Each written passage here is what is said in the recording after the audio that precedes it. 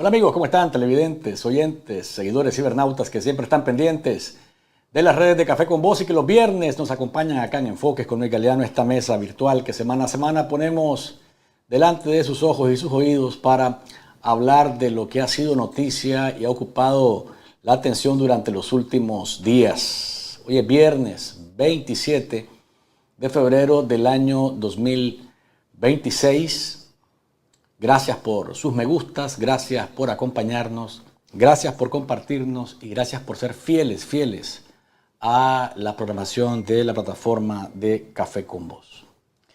El doctor Bell sigue de vacaciones, pero le mandamos un saludo al doctor Bell y nuestro cariño siempre, porque nos está monitoreando, siempre nos está monitoreando. Aunque esté de vacaciones, nos está monitoreando el doctor Bell. Pero tengo un panel de lujo y le doy la bienvenida, en primer lugar, a Javier Meléndez. Es director de Expediente Abierto, es especialista en temas de seguridad y defensa, y le agradezco muchísimo a Javier que hoy sea parte de este panel. Javier, bienvenido. Gracias, querido Luis, por la invitación y es un honor estar en tu programa nuevamente. Qué bueno que estás con nosotros. Jaime Arellano, les dije desde ayer que estaba listo, preparado, afilado para estar compartiendo con nosotros hoy sus enfoques. Jaime, qué bueno que estás con nosotros otra vez. Gracias Luis, gracias nuevamente por la invitación. No sé si afilado o listo, pero siempre aprovechando la oportunidad de poder intercambiar con vos y con Miguel y bueno, creía que iba a estar el doctor Bell, pero con el señor Meléndez, pues siempre uno aprende. Así que aquí estoy para contribuir, poner mi granito de arena, porque ya pasó, el tiempo va pasando rápido, ¿eh? Claro que sí. Ya terminó febrero, ya estamos más cerca de volver a Nicaragua.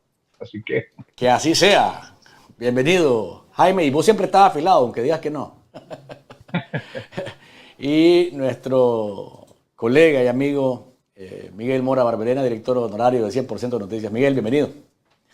Muchas gracias, Luis. Bendiciones a Deikel.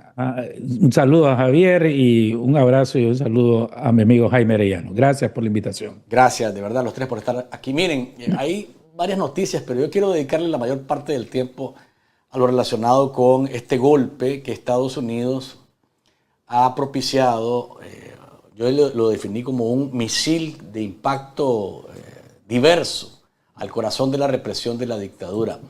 Porque ayer el Departamento del Tesoro sancionó, ¿verdad?, a 5 personas que tienen que ver con las finanzas, con el espionaje, con las violaciones a los derechos laborales y con la inteligencia y contrainteligencia del ejército sandinista.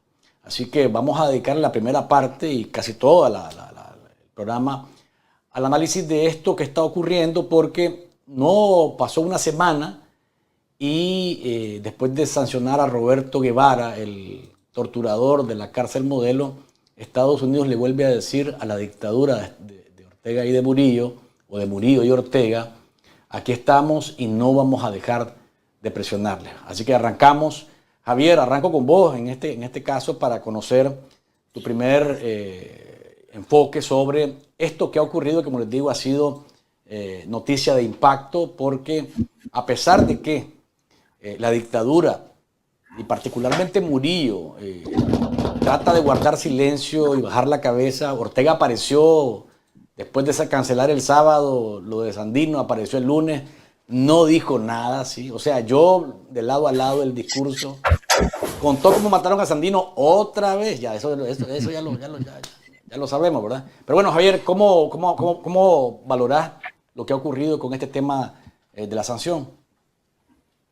Bueno, primero mis respetos porque ustedes como periodistas, darle seguimiento a las locuras que dice Daniel Ortega es realmente ponerse en el plan de mártir, ¿no? Porque son tantas locuras las que habla y ustedes como periodistas y para mantenernos informados tienen que darle seguimiento a él y a su maravillosa, nefasta esposa.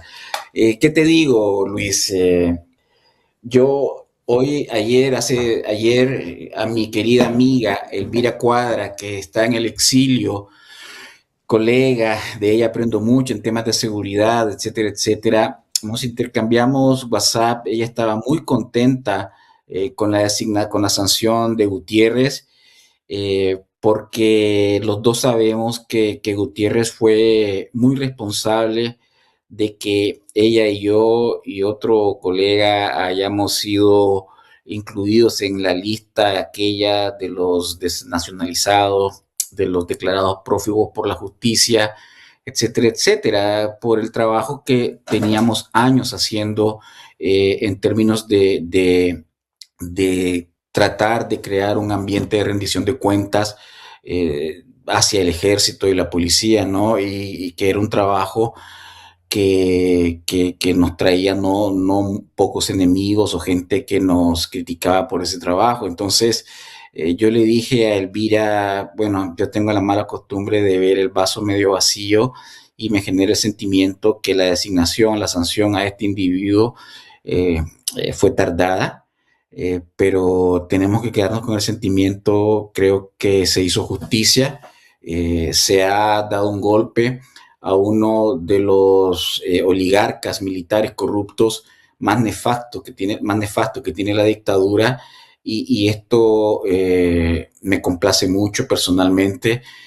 Me trae un sentimiento de que, contrario a lo que muchos piensan o pensaban, Nicaragua sigue siendo importante en la agenda de la política exterior de Estados Unidos. Y cómo no serlo, Luis. La otra vez hablábamos en tu programa que de los tres, digamos, vamos a ponerles, para resumir, libros blancos que sacó el gobierno de Estados Unidos desde diciembre, que son la Estrategia de Seguridad Nacional de la Casa Blanca, el plan, la estrategia del Departamento de Guerra y el plan estratégico del Departamento de Estado. Cuando haces una consolidación de los tres, pones una columna de a quienes designan como enemigos o como no amigos, y pones 10 indicadores del checklist para definir quién es amigo y quién no.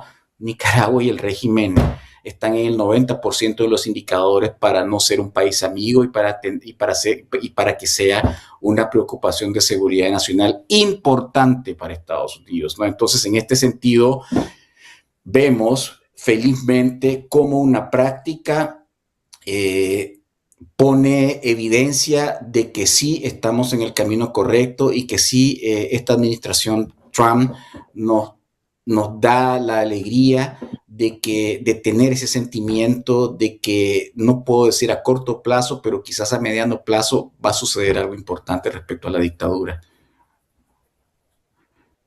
Por tu primer enfoque. Gracias, Javier, por tu primer enfoque. Jaime, te escuchamos porque esto definitivamente ha generado un choque de energía. O sea, esto, porque desde el 2023, desde que ustedes salieron del país en el avión de los 222, Miguel y Jaime, desde ese entonces no se sancionaba a altos personeros de la dictadura de esta forma.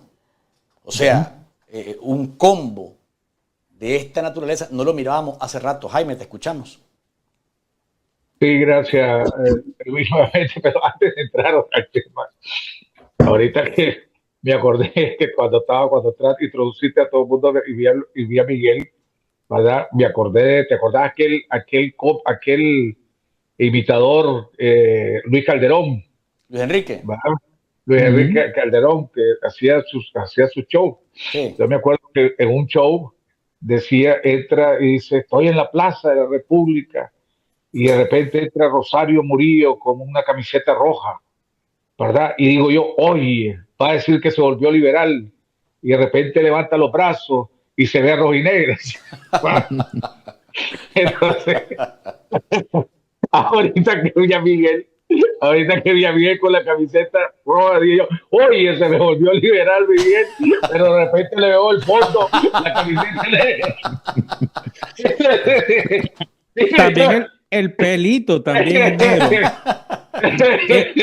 Es salmón la camisa, lo que pasa es que es salmón. Pero el color salmón me va bien con mi piel, según mis asesores de imagen. Entonces me acordé de ese tema. Ah, Bueno. para- Está bueno, está ah, bueno. me acuerdo de nuestra plática que teníamos ayer, todos nosotros cuando estábamos en Nicaragua. No, mira, yo creo que lo de ayer fue una, el- los Estados Unidos ya tomaron la decisión referente a Venezuela, Cuba y Nicaragua. Ya tomaron la decisión también de que Rosario Murillo no puede ser parte de ninguna negociación ni parte de ninguna solución. Y lo de ayer fue continuidad a ese proceso que están haciendo de mandarle los mensajes claros a ella y de mandarle los mensajes claros a todo su resto de su cúpula que está ahí, ¿verdad? Y además es una respuesta casi inmediata a la bravuconada que ella hizo el día martes cuando empezó, sin mencionar, empezó a hablar de los que nos había expulsado, los cobardes que vimos afuera, etcétera, etcétera. Entonces le mandaron el mensaje claramente, ya este es el segundo fuerte, el primero, como vos mencionaste, con el de director del sistema penitenciario Guevara, y ahora este, incluyendo al general Gutiérrez, pues, que es jefe de la inteligencia y contrainteligencia. Me, me lleva también a recordar en el antes de que cayéramos presos, yo me acuerdo que el ejército me invitó a una reunión, el general Lavilé, ¿verdad? Que quería platicar conmigo. Y entonces yo fui a unirme ahí en el Estado Mayor. Y me acuerdo que fui con alguien que trabajaba conmigo. Y entonces, para que me quedara el carro por si no salía, por lo menos le avisara a alguien que me habían agarrado ahí. Y entonces estaba él y dos personas más.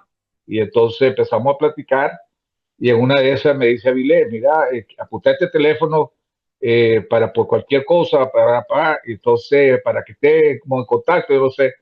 Y entonces me señala al general Gutiérrez. Entonces me dice, pero saca tu teléfono para apuntarlo. Entonces le dije yo, no, lo dejé en el carro porque usted sabe con todo esto, como le digo, vos sabes, con todo esto de los espionajes y todo lo demás, lo dejé en el carro mejor, le digo yo, para que no me lo vayan a tocar. Entonces Gutiérrez me trae una tarjeta que dice, ¿verdad? El nombre de él, jefe de inteligencia y contrainteligencia. Y de yo, puta, volví a meter la pata. Pero definitivamente esto es parte, ya hablando más seriamente, ¿verdad? Esto es parte del principio del fin de la dictadura Ortega Murillo y los mensajes son bien claros hacia Nicaragua, ¿verdad? Y ahorita están las acciones de mensaje, nada más, mensaje te mando, mensaje te vengo, todavía buscando y a Gutiérrez le mandaron el mensaje diciendo al ejército, estamos bien claros de ustedes, estamos bien claros quién es quién, ¿verdad? Todavía pueden, los que no han sido sancionados, todavía pueden salvarse, hagan lo correcto, pues, y da la coincidencia que sacan eso un día después de que sale el manifiesto, o el mismo día que sale el manifiesto de los históricos que están en Nicaragua, ¿verdad? Donde dicen claramente que jamás van a dejar que Rosario Murillo sea presidente una vez que Daniel Ortega muera o que tome las riendas del control de Nicaragua. Que ojalá los históricos que están afuera, los sandinistas históricos que están afuera, hicieran un comunicado, ¿verdad? Respaldando el manifiesto de los históricos que están dentro de Nicaragua que sacaron e hicieron público esta semana. Gracias, Jaime. Miguel, te escuchamos tus apreciaciones sobre esto que de nuevo ha sido noticia en Nicaragua y fuera de Nicaragua, porque he visto en titulares de diferentes partes del mundo sanciones contra la dictadura de Daniel Ortega y Rosario Murillo. Sí, yo me quiero enfocar en la reacción de la dictadura ante semejante golpe. Tardío o en su momento, es una excelente noticia para los nicaragüenses que queremos libertad, democracia, ¿no? Y retornar a nuestro país.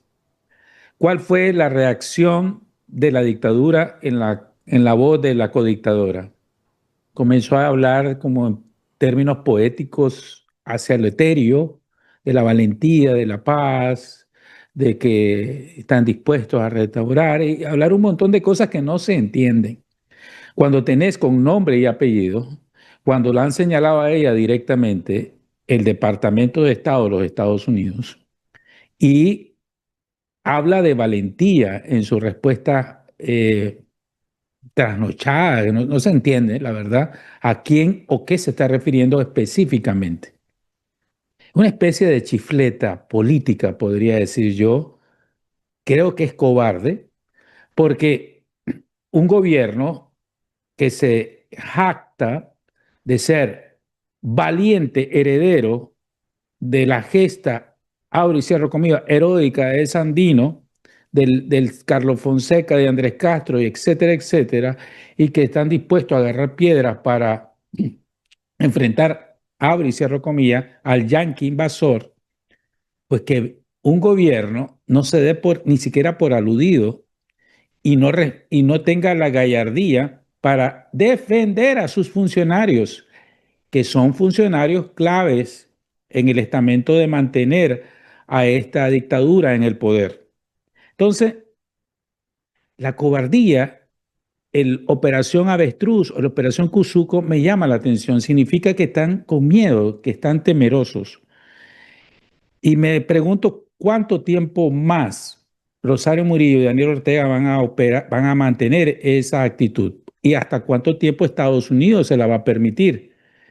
Va a llegar el momento en que la operación contra la dictadura Ortega y Murillo va a llegar a los niveles de Venezuela y ellos mismos van a estar bailando como Maduro, que no se da por aludido y pidiendo war, peace, peace, please, no war, ¿ya? Y bailando y paseándose supuestamente en las calles y viviendo una vida normal y haciendo cuestiones de supuesto gobernante cuando tenía las cañoneras, el portaaviones y toda la acción militar, incluso el ultimátum directo.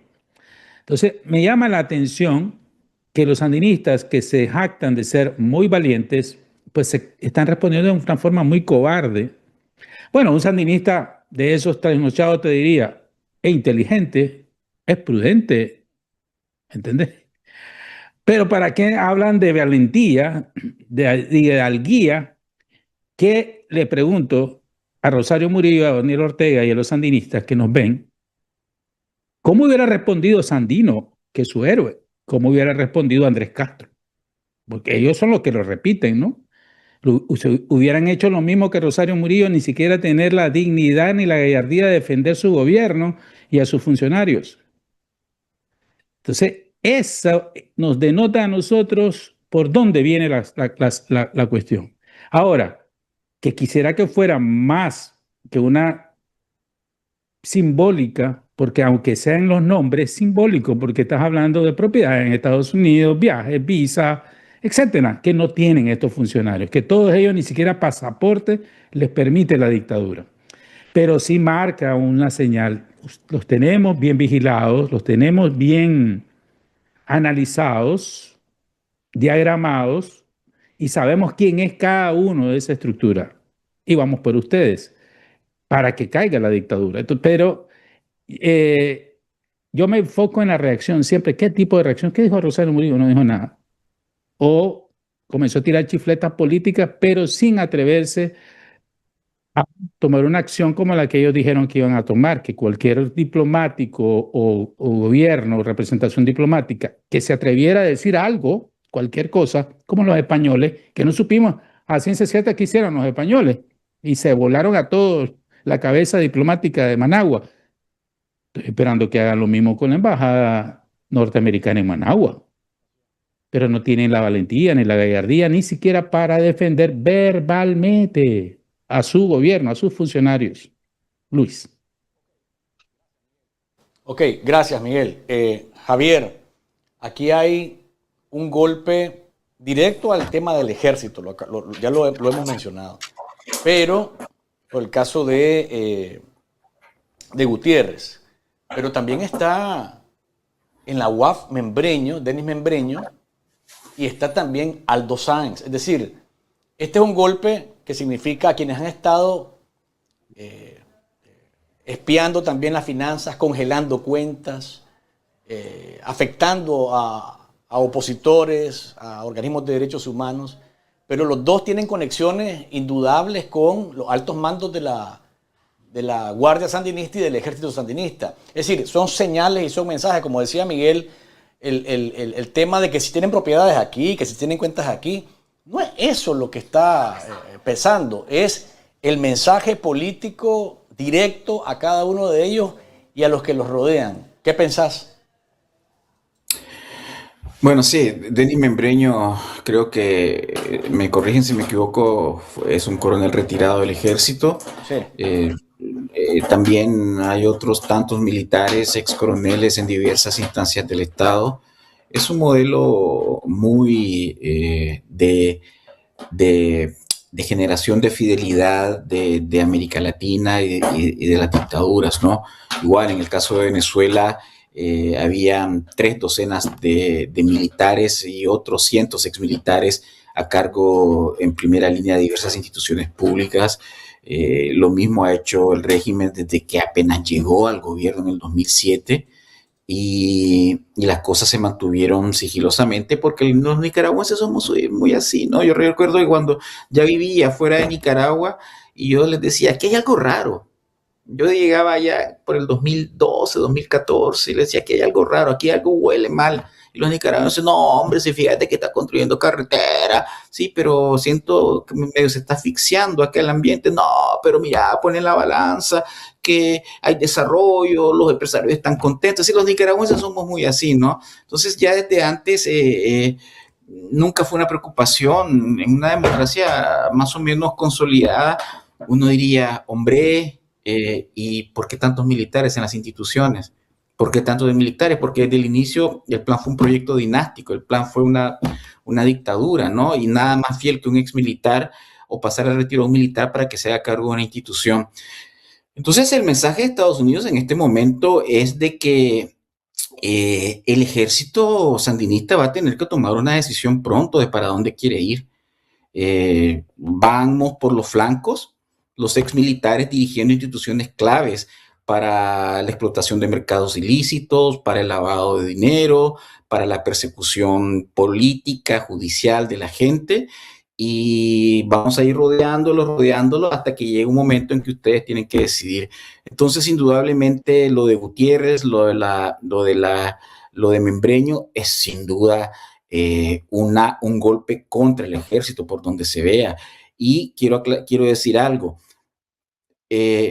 Para las administraciones norteamericanas, para el gobierno de Estados Unidos, históricamente, cuando se trata de sancionar a militares, las cosas son muy, muy delicadas. Es decir, ellos prefieren mantener la vía de comunicación y agotar todas las posibilidades con los ejércitos, porque entienden que como Delcy juega el rol en Venezuela, ellos van a necesitar eventualmente militares que con sus cañas huecas les ayuden a ellos a mantener el orden. De hecho, Estados Unidos tiene una larga tradición de colaborar desde después de la Segunda Guerra Mundial con chicos muy malos en la idea de que si no contamos con estos chicos malos, el país se vuelve un caos. Yo pongo un ejemplo siempre, no sé si lo puse la otra en el programa.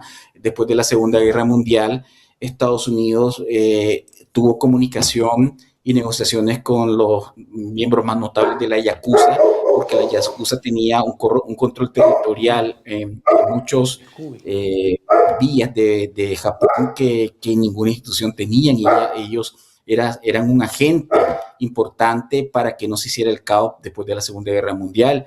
Entonces, hay cientos de experiencias donde Estados Unidos siempre jamás va a cerrar las puertas a otros actores que porque tienen armas, que porque tienen dinero, porque tienen ascendencia en la sociedad, y no importa que han sido corruptos, van a poder ayudar en un proceso de transición.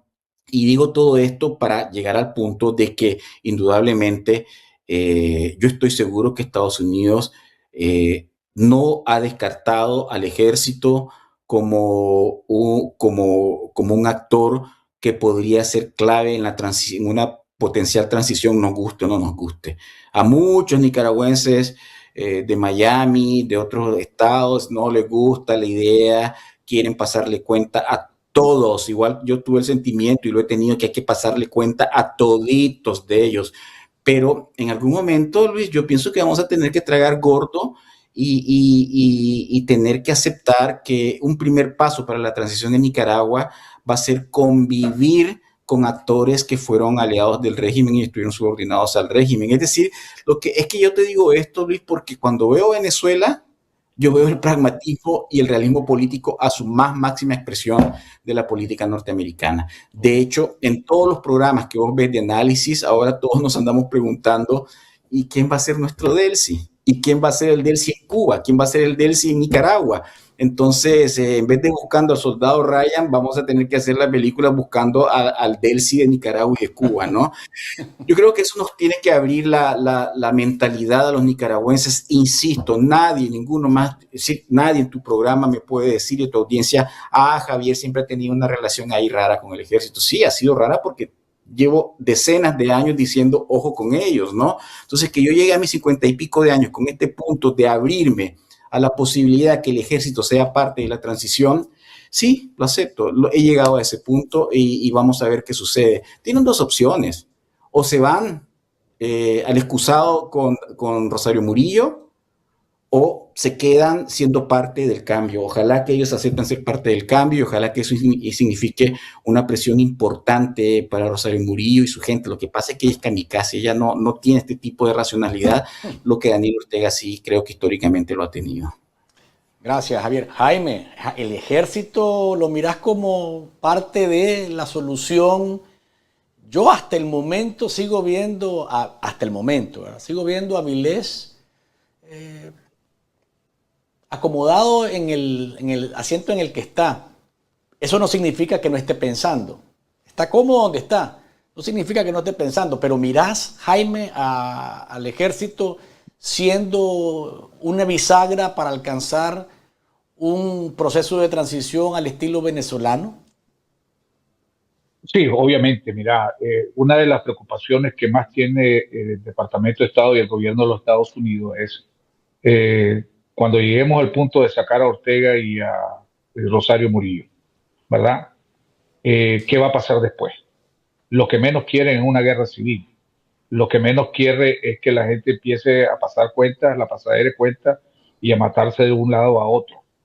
Entonces, ¿quién te puede garantizar en Nicaragua ahorita que haya esa garantía de que no va a haber la matancinga? El ejército, ¿verdad? Han mandado señales de que quieren conversar con el ejército, que el ejército puede ser parte de la solución de la transición en Nicaragua e inclusive pues darle el golpe de Estado en caso que se necesite a Rosario Murillo y a Daniel Ortega. Ese sapo, ¿verdad? Tenemos que estar listos a tragárnoslo, porque obviamente, como dijo también el señor Meléndez, la diferencia entre Nicaragua y Venezuela y Cuba, pero sobre todo con Venezuela, es que en Nicaragua no existe la DELCI porque no hay vicepresidentes.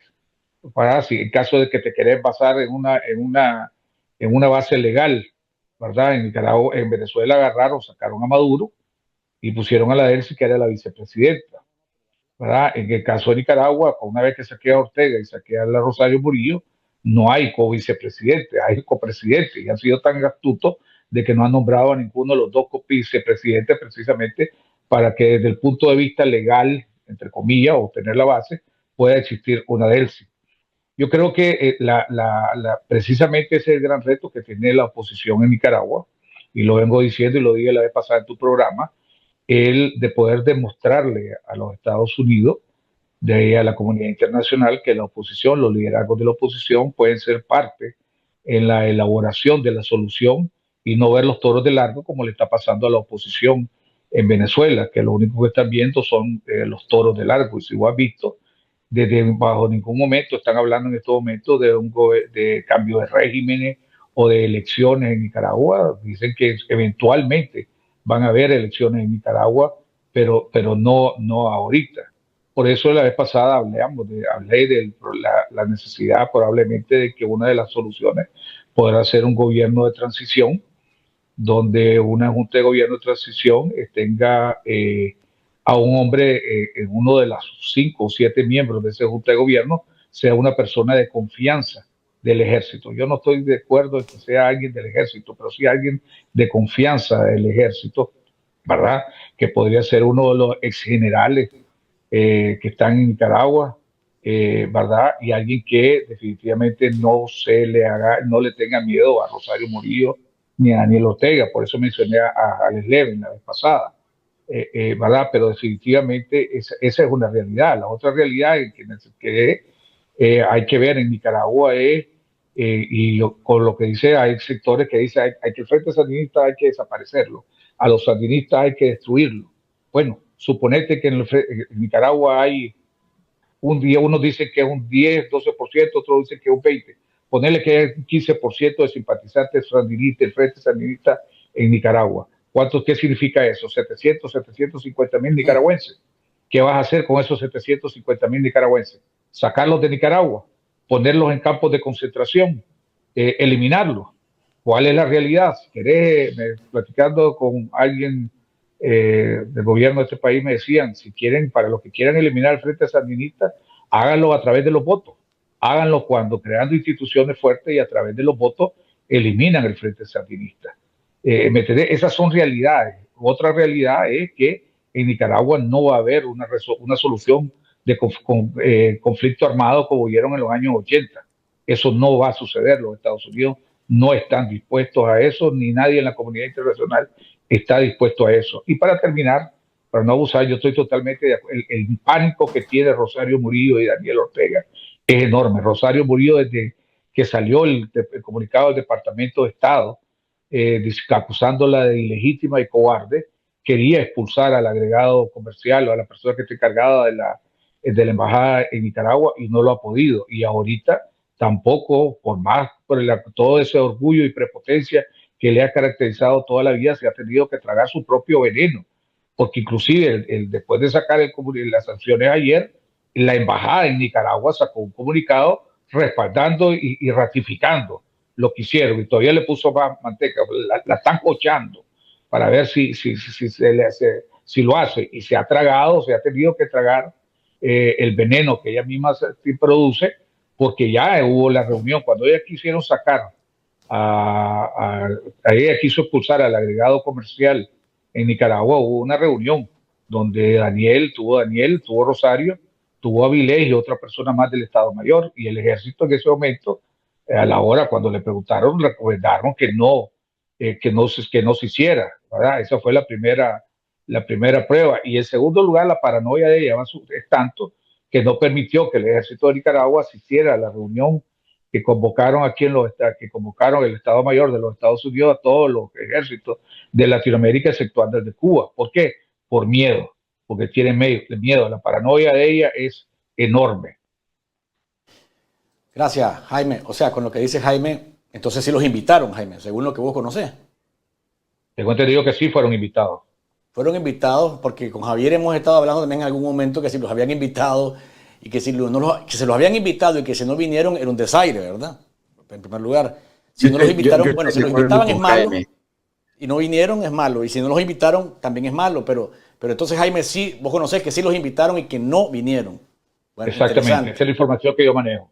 Interesante. Miguel, esto de que el ejército pueda ser un actor fundamental, hay gente que, como lo hemos escuchado con Javier y con Jaime, uno dice, hay gente que no soporta de ninguna manera esta idea. Pero, Miguel, Luis, solo para aclarar, sí. En el punto del ejército, fueron invitados, ¿verdad?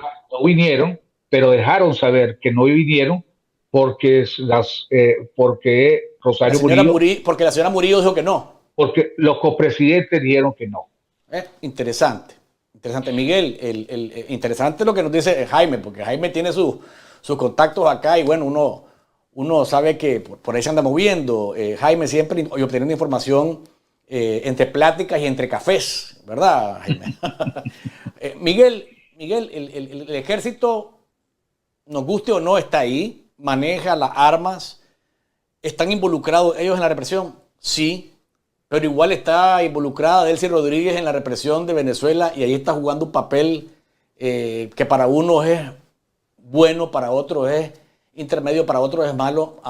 Pero quiero escucharte en relación a lo que puede jugar el papel en Nicaragua y si se puede confiar en gente que ha puesto en primer lugar sus intereses siempre, no los intereses del país, sino sus intereses siempre.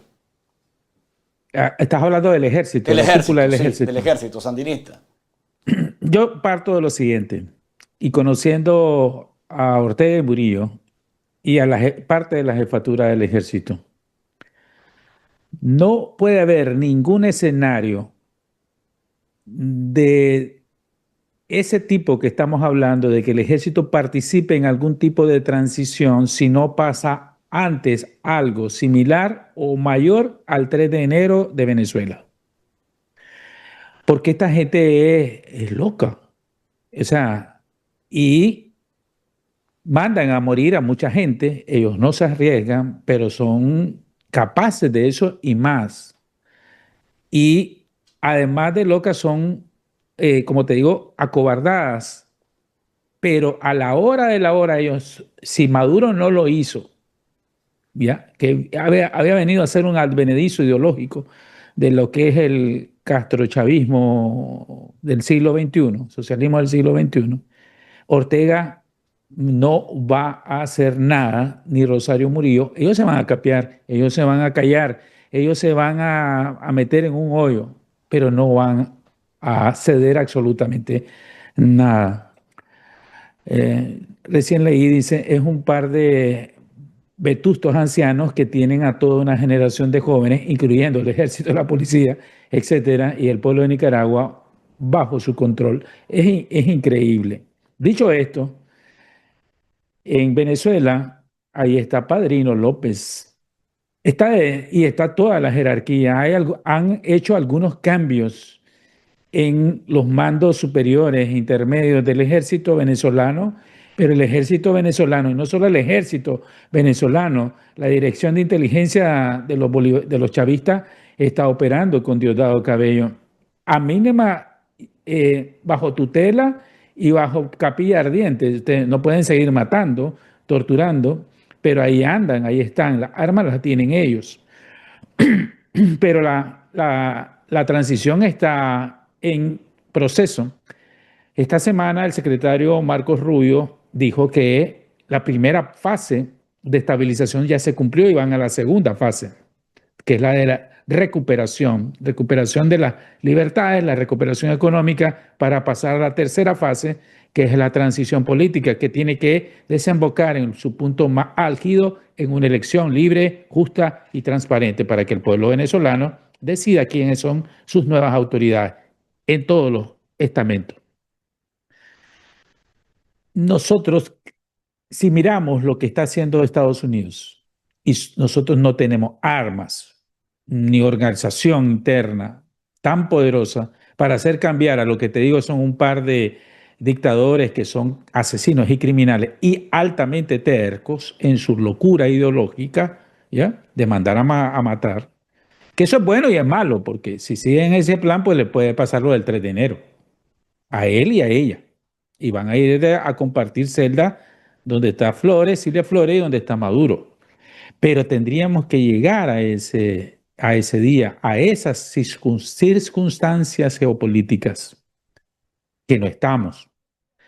Yo miro si Estados Unidos con su nueva política en esta administración, que es coyuntural porque le quedan 3 años, y acciona, al igual que lo que está haciendo en Venezuela, lo que quiere hacer en Cuba, significa que ellos están viendo al ejército, esta administración, no nosotros, esta administración está viendo que es un eje de estabilidad para Nicaragua, para que se controlen ellos mismos bajo tutela de Estados Unidos, y tiene que ser de cañoneras, porque no, ya pasó en Venezuela, porque el ejército chavista no es que lo está haciendo porque quiere, porque de repente amanecieron, bueno, hoy vamos a ser buenos. Ya, no, es que porque les dijeron tienen 15 minutos o se llamaban. Solo así entienden, parece, Pero yo creo que mientras al ejército, mientras a los dictadores no le pase lo del 3 de enero y lo de Venezuela, no llegamos a eso. Pero sí, no nosotros, los activistas que estamos o los periodistas que estamos en el exilio, ni siquiera la gente que está reprimida en oposición clandestina en Nicaragua, somos los que decidimos si el ejército o no. Eso lo decide el poder. Y el poder en este tiempo en geopolítica lo ejerce Estados Unidos bajo la doctrina de Monroe. Y ellos ven definitivamente, no a esta cúpula tal vez, y cuidado sí, pero pueden decir, corto al Estado Mayor y subo a otros, como lo están haciendo en procesos relativamente cortos, ¿verdad? Porque no hemos cumplido ni 2 meses del 3 de enero. Entonces, creo que sí, y creo que no puede haber una vendetta de revancha que podría generar una guerra civil. Dicho lo que estaba diciendo Jaime, son 700 y pico mil, ponerle que sean 600.000 sandinistas, medio millón en el menor de los casos, ni siquiera para echarlos presos, porque no tendríamos ni la celda, ni la cárcel, ni los presupuestos. Además, no todos son criminales de lesa humanidad. Y no todos, voy más allá, apoyan la dictadura, el plan de la dictadura dinástica. Entonces, se tendría que hilar muy fino, pero creo que el ejército está en la estrategia de lo que ya se vislumbra es el accionar de las tres carambolas del derrocamiento de las tres dictaduras en América Latina que ya se tiene planificado bajo la administración Trump. Luis. Gracias, Miguel. Quiero hacer énfasis, Javier, Jaime y Miguel, en dos puntos de lo que pasó ayer, porque por un lado está el comunicado del Departamento del Tesoro, ¿no? La OFAC, que es la que estableció la sanción, y por otro lado está el comunicado del Departamento de Estado, es decir, Marco Rubio. Y en el comunicado del Departamento de Estado quiero subrayar dos líneas que son sumamente importantes. Porque en el caso del Departamento de Estado dice, Estados Unidos ha impuesto sanciones a 5 altos funcionarios nicaragüenses que incitaron a la inestabilidad regional a través de la consolidación del poder de la dictadura y abusos continuos contra el pueblo nicaragüense. Eso en el primer párrafo.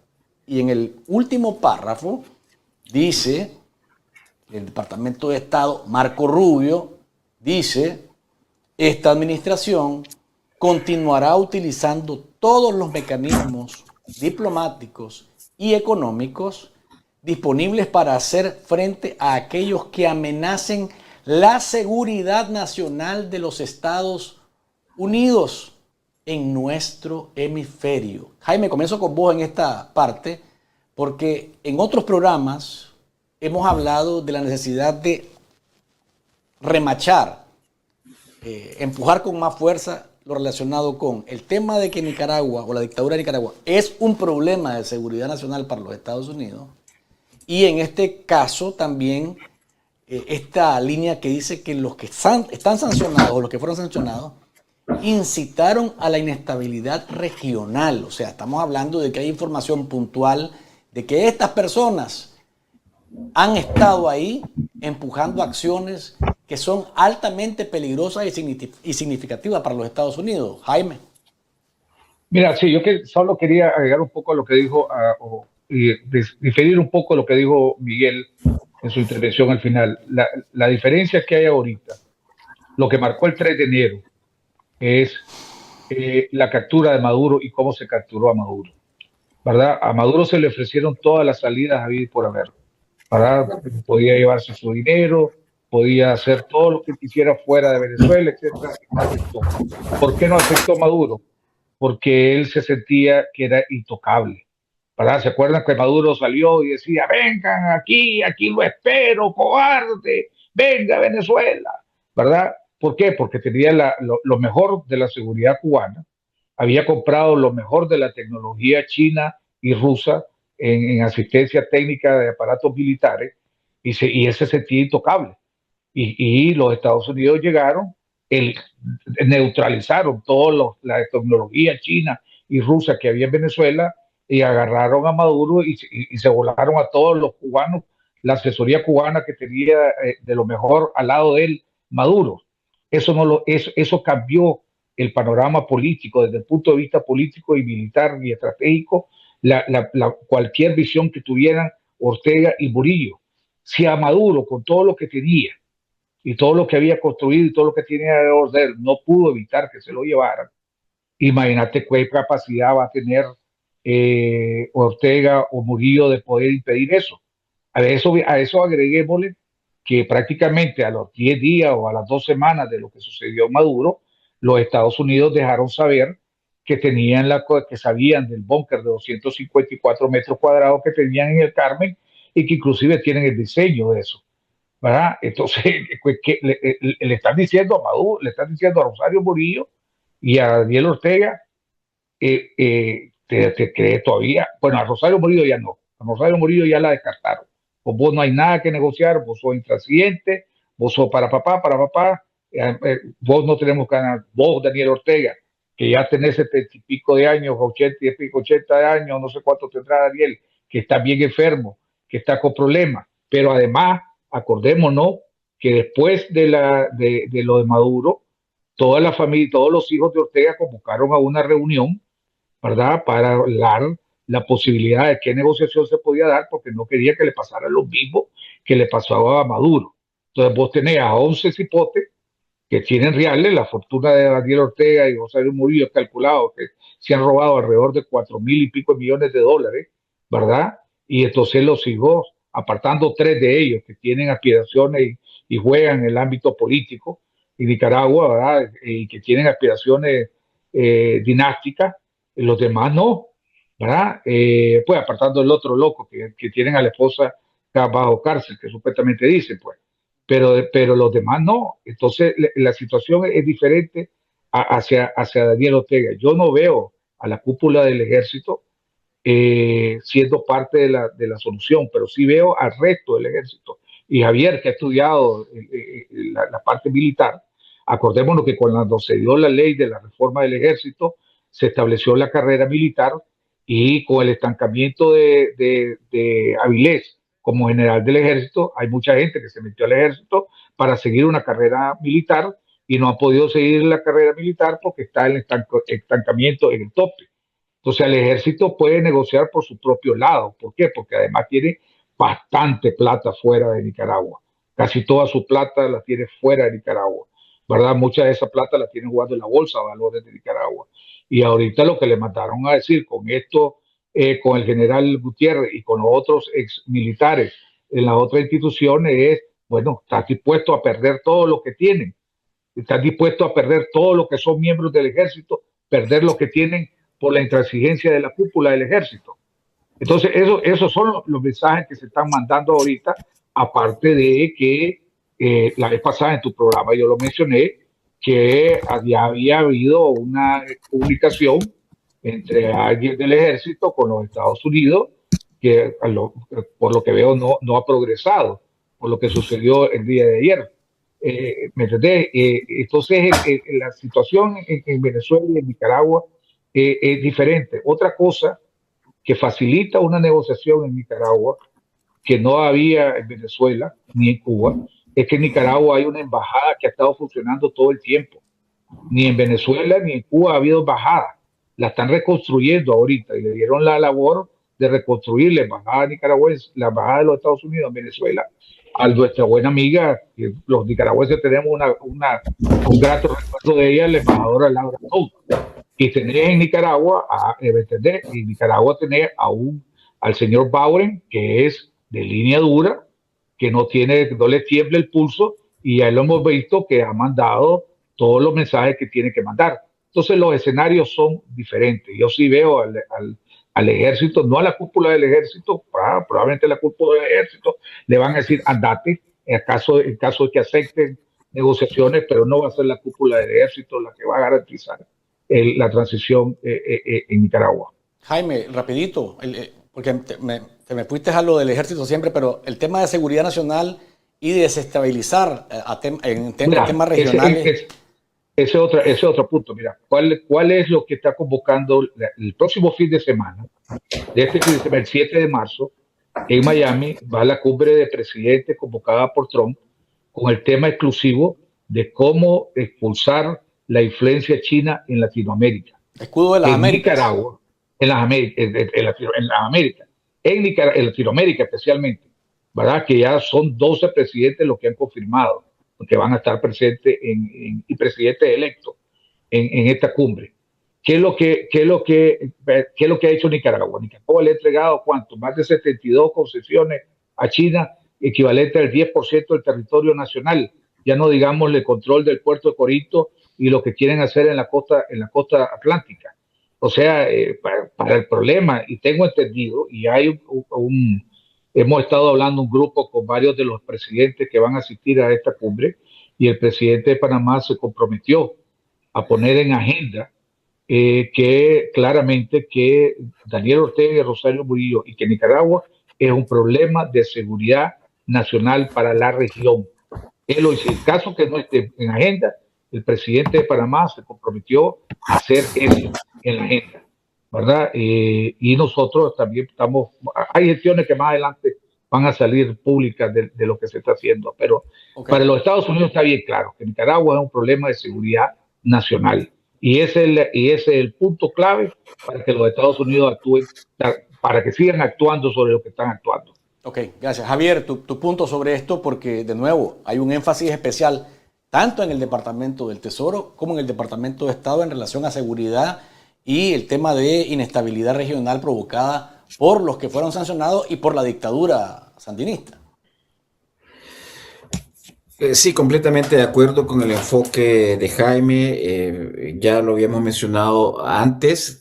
Hay 3 documentos que marcan la política de defensa y la política exterior de Estados Unidos. Hacemos el listado de lo que tienen esos documentos. A quienes se califican como amenaza, Nicaragua cumple con el 90-95% de los elementos para ser calificado como amenaza.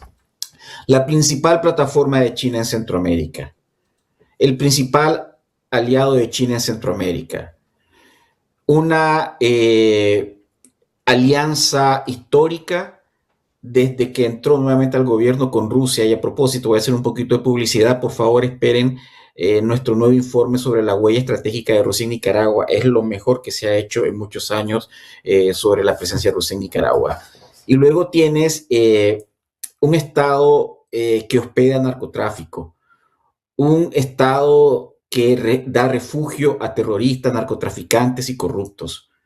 Un Estado que ha usado en el concepto de guerra híbrida, y en este sentido les recomiendo un ensayito que hizo el doctor José Palés sobre la guerra híbrida, analizando lo que hace Daniel Ortega internacionalmente, para entender cómo es un agente, es una figura que cae en la categoría de lo que Estados Unidos denomina los estados malignos.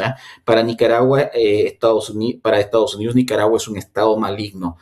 Entonces ya vamos con 5 elementos, solo con 5 elementos que los pones en esas estrategias de seguridad y de política exterior de Estados Unidos y dices, caramba, es decir, este es un súper enemigo de Estados Unidos. Creo que eso no se lo va a quitar así de fácil. Y es por eso que tenemos que regresar al tema del ejército. El ejército tiene que entender de que está en una lista súper roja. Y eso que aquí no hemos puesto el tema de los vuelos charter, de distribuir inmigrantes hacia la frontera desde Nicaragua en decenas de miles, etcétera, etcétera. Hay una línea en Nicaragua, el régimen está en una lista roja. Y ahora sí, en serio, el ejército va a tener que decidir cuál va a ser su posición en los próximos meses respecto a la tiranía. Es decir, están en un escenario súper complicado para ellos, y dentro de la estructura del ejército, estoy de acuerdo también con Jaime, no pensemos en la cúpula, no pensemos que la cúpula va a ser un cambio importante, porque están hasta la madre de embarrados con la corrupción del régimen y la complicidad en violación de derechos humanos, pero sí los mandos medios van a tener que prepararse para relevar y recibir pronto un ejército destruido, un ejército de rodillas a la tiranía y un ejército que va a tener que seguir como un factor de relativa estabilidad en Nicaragua. Yo quiero también regresar, Luis, al tema que dijo Jaime sobre el evento que hubo aquí en Washington, D.C., con los altos mandos de los 34 países. Yo estoy de acuerdo con su hipótesis que construyó a partir de las fuentes que recibió. Esto lo discutimos en tu programa anterior. Yo sí creo que el ejército fue invitado. Yo sí creo que inclusive el agregado de defensa se presentó al evento. Y yo sí creo que él tuvo que retirarse cuando le notificaron que Rosario Murillo había hecho en el pastel, ahí no llegan. Ahora, ¿por qué esto? Yo no creo que sea porque quiero hacer tirantes con el gobierno de Estados Unidos, son enemigos, no. Yo creo que es un temor total. Es decir, después de lo de Venezuela, ¿qué se sabe con transparencia? Se sabe que desenchufaron muchos dispositivos de seguridad al momento que entró Estados Unidos. Además de la tecnología militar de Estados Unidos, adentro desenchufaron varios cables. Con este antecedente, ellos saben, están clarísimos. Y regreso a lo de antes, a lo que dije antes, están clarísimos de que Estados Unidos va a tener comunicación con ellos y que ellos están abiertos a la comunicación porque está la dimensión de los negocios del ejército, que no solo se trata ahora de fidelidad a una tiranía y a un modelo que está internacionalmente y globalmente completamente agotado. Es decir, el socialismo, el que propone Ortega, está ya agotado. Se acabó Venezuela. Rusia está de rodillas. Corea del Norte es una historia completamente diferente y atípica. Cuba, ese es un programa completo o muchos programas completos. Eso está agotado, no hay salida. Tienen que entender eso los 700,000 nicaragüenses que según sus cálculos apoyan al régimen, tienen que entender que ya no hay vuelta de hoja. Está agotado, ya no hay aliados, ya no hay petróleo gratis, no hay petróleo subvencionado. Solo queda, lo único que le queda al régimen es mantener sus alianzas con Rusia, mantener sus alianzas con los chinos, que una querida amiga que se llama Elizabeth Mayer me dijo, Javier, de Diálogo Interamericano y la Universidad de Johns Hopkins, me dice, Javier, están locos. Es decir, los chinos ya han dejado de financiar megaproyectos, pero en Nicaragua un pequeño proyecto se convierte en un megaproyecto, le dije a ella. Ya, entonces es relativo. Ya el aeropuerto para Daniel Ortega es un megaproyecto, para los chinos es una minucia porque ni siquiera sabemos además qué tanto plata de contraparte está dando Nicaragua al respecto, ¿no? Entonces no está agotado, no tienen aliados, están aislados, hay temor, hay terror, está el ejército atento a ver lo que pasa. Estamos claros que está en el peor momento desde cuántos años tienen, de 18, 19 años de dictadura. Finalmente, quiero terminar, Luis, esta sesión, esta parte, este segmento diciendo algo que ustedes han dicho. Hermanos, brothers and sisters, como dicen, tenemos que cambiar el chip. No podemos seguir en esta situación de sacrificando a la gente que viene del sandinismo. No podemos seguir desbaratando en las redes sociales a los opositores que tienen un antecedente que no es ni liberal ni conservador y que estuvo más anaranjadito para rojo, ¿no? Estamos en un punto en que mostrar coherencia como oposición es clave para que Estados Unidos nos siga ayudando con esta política importante que está estableciendo contra el régimen. Hay que, como dijo Miguel, desafortunadamente nos vamos a tener que tragar el sapo de convivir en una Nicaragua con gente que estuvo muy involucrada con el régimen. Eso es inevitable y yo termino con una anécdota diciendo que hace pocas semanas, después de lo de Venezuela, una persona que yo respeto mucho por su tradición, por la lucha armada y democrática en Nicaragua, me comentó Yo le dije, ¿qué piensa de eso? Y me dice, Javier, es que así tiene que ser, no, no se puede, no se puede concebir un escenario en Venezuela donde uno llega, le hace la guerra al ejército, le hace la guerra a los colectivos. Es decir, es lo más pragmático que se puede hacer. Lo está haciendo bien Trump, muy trumpista él además, ¿no? Lo está haciendo bien Trump porque es pragmático y porque se necesita apoyo, hay que trabajar con el régimen, estoy de acuerdo con los 3 pasos del plan que está proponiendo. Yo le dije, líder, y entonces podríamos hacer algo así en Nicaragua, ¿no? Ah, no, eso es otra cosa, es otra realidad, porque hay gente que todavía está en el exilio de Nicaragua pensando de que hay que regresar a Nicaragua y pasarle la cuenta a todos. Eso no va a funcionar. Y estoy seguro que Miguel, estoy seguro que Jaime se han reunido con gente del Departamento de Estado y de otras instituciones que les ha dicho, oye, ese modelo de pasarle la cuenta a todos no funciona, tienen que cambiar. No podemos seguir funcionando con la idea de que vamos a regresar, de que va a haber transición y de paso le vamos a pasar la cuenta a todos. Gracias, Javier. Miguel, te escuchamos. En específico, ¿qué estás preguntando? El Porque tema se habló de relacionado tantos con temas. la seguridad, el comunicado del Departamento de Estado y el énfasis que se hace en que los sancionados han servido para generar inestabilidad regional y cómo ha venido calando el tema de que sí, esa dictadura, la de Nicaragua, que parece, ¿verdad?, un país pequeño, sí es un problema de seguridad nacional para los Estados Unidos. Sí, eso lo declaró incluso creo que el mismo Trump y después Biden lo sostuvo y lo sostiene esta administración. Creo que hay una orden ejecutiva Sí que hay. ha sido renovada donde dice Nicaragua es un serio amenaza extraordinaria para la seguridad nacional de Estados Unidos. Dicho esto, y repito, en el comunicado de la Embajada del Departamento de Estado en cuanto a las últimas sanciones que se impusieron esta semana, ellos hablan de utilizar al máximo las presiones diplomáticas y económicas. Hasta ahí nomás llegan. Hasta ahí no va. Ahora, ¿qué pasó en Venezuela? Ocuparon al máximo las presiones diplomáticas, por supuesto, y las presiones económicas, pero fueron más allá. Etiquetaron a la dictadura como narcoterrorista, como una organización internacional o extranjera narcoterrorista. Descalificaron y pusieron sobre la cabeza de Maduro y sus principales cabecillas del ejército y de la seguridad del Estado en Venezuela millones, 15, 25 y 50 millones de dólares sobre su cabeza. Lo etiquetaron, lo descalificaron. Le dijeron, usted es un narcotraficante, su gobierno es un narcotraficante y nosotros vamos con esta doctrina a accionar como militarmente se tiene que accionar contra un terrorista. Y en efecto lo son. México nos dio la razón, le dio la razón, no nos dio, le dio la razón a la administración norteamericana.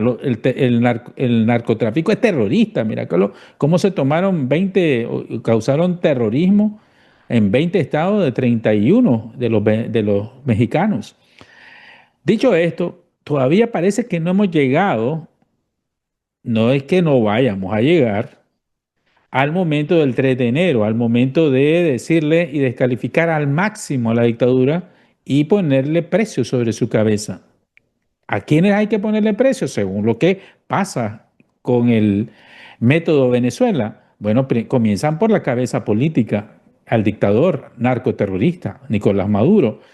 50 millones de dólares, después van con el jefe del ejército, 25, Diosdado Cabello, 25, el jefe de la seguridad del Estado, de los para y el que se encarga de la máxima represión y tortura, y después va con el jefe del ejército con 15 millones. Eso no hemos llegado, porque las presiones dicen diplomáticas y económicas. Sostengo que para llegar y ya lo están etiquetando con eso que acabas de decir, amenaza extrarregional. ¿A qué se refieren? El asesinato de Sankán, ordenado, según los norteamericanos, de información de la CIA, desde la inteligencia militar del ejército, que dirige el mayor general Gutiérrez, porque están generando inestabilidad donde están en Costa Rica, enviando a sicarios a matar a opositores, generando un éxodo masivo desterrando a personas, ¿ya? Y controlando a lo interno. Pero ahí es donde va dirigido. Pero todavía parece que no ha llegado, no le ha llegado el timing, no le ha llegado el turno al bate a Trucutru, ¿ya? Pero no significa que no esté en la línea de bateo. Va a llegarle el tiempo. ¿Qué va a hacer Trucutru? Va a hacer un hoyo y se va a enterrar, va a negociar. Yo digo que ellos van a morir con las botas puestas, mandando a morir a otros, como siempre.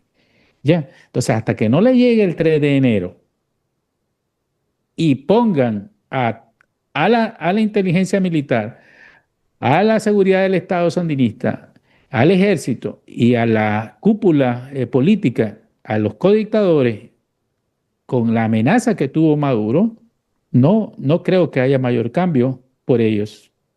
Pero yo creo que sí se le va a aplicar esa metodología porque saben que Nicaragua es tal vez la dictadura más de las tres, la más débil en todos los sentidos, pero es la más cruel, es la más cerrada, es la más grotesca. Por tanto, si a Maduro, que es Maduro, le aplicaron eso, que todavía se podía hacer, todavía había prensa, habían periodistas, cadenas internacionales, mal que bien se hizo una elección y había opositores presos y afuera. Pero en Nicaragua no, en Nicaragua es una Norcorea.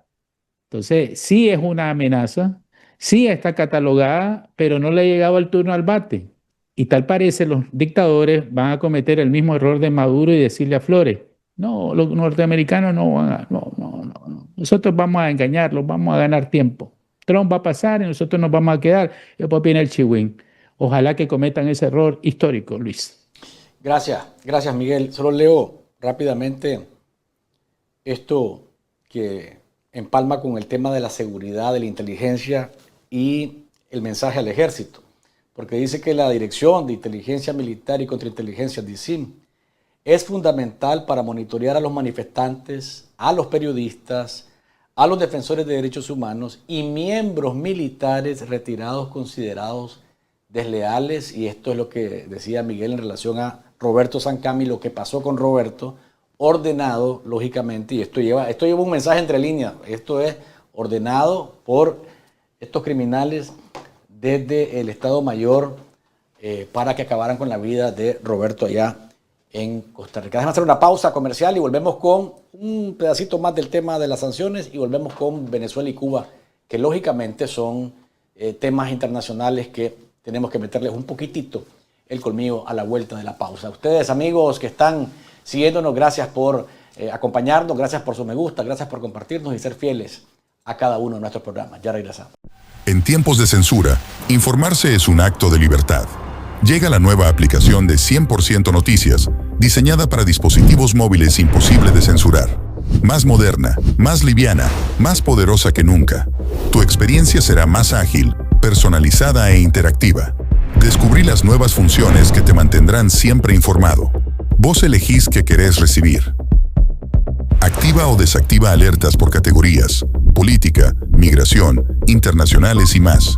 ¿Sos de los que lee de día o de noche? Cambia entre el modo claro y oscuro en configuración. Infórmate en video con nuestros shorts en una galería estilo Reels, todo integrado en la app. Damos prioridad a temas claves: migración, economía, elecciones, desastres naturales, crisis políticas y coyunturas sociales. ¿Querés leer más tarde?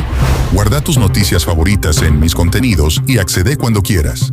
Suscríbete fácil al boletín desde la app y recibí lo más relevante directo en tu correo electrónico. En Nicaragua somos la plataforma digital que se atreve a seguir innovando. 100% Noticias es el único medio nicaragüense con una aplicación móvil de alta tecnología, pensada para informarte con inmediatez, libertad, claridad y seguridad sin censura. Descárgala hoy mismo, disponible en App Store y Google Play. Informarte es tu derecho. Defenderlo, nuestra misión. 100% Noticias, con primicias a toda hora. Acá estamos, amigos, gracias por seguir con nosotros en Enfoques con Luis Galeano este viernes 27 de febrero del año 2026, con Jaime Arellano, comentarista político, Javier Meléndez, director de Expediente Abierto y experto en seguridad y defensa, y Miguel Mora Barberena, periodista director honorario de 100% Noticias. Solamente para terminar, amigos del panel, el tema de las sanciones. A mí me llamó la atención un elemento relacionado, Jaime, con el énfasis que se hace en recordar en temas laborales, en temas de derechos humanos y en temas de Estado de Derecho, que al sancionar a Johanna Vanessa Flores, la que hace el papel de ministra del Trabajo, se le recuerda a la dictadura qué es lo que encontró la investigación de la sección 301 del Departamento de Comercio y qué es lo que está pendiente de hacerse para que los aranceles no cambien de manera acelerada. Quisiera escuchar tus comentarios, igual que el de Javier y el de Miguel. Jaime. Gracias, Luis. Mira, antes de entrar con eso, ¿verdad? Que yo creo que el mensaje con estas sanciones fue claro.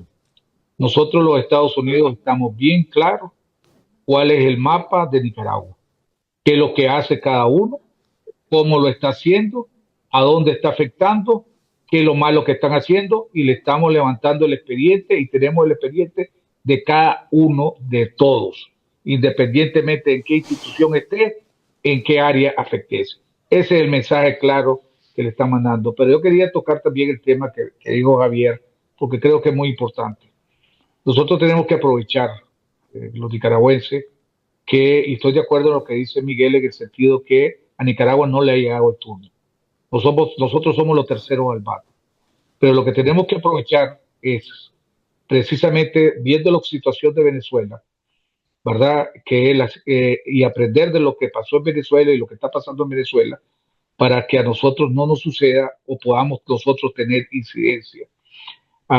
Y por eso es que es muy importante nombrar, mandar el mensaje claro a los Estados Unidos y a la comunidad internacional, pero especialmente a los Estados Unidos, de que la oposición en Nicaragua y las organizaciones en Nicaragua pueden ser parte de la oposición en Nicaragua en el exilio, pueden ser parte de las soluciones y no son parte del problema.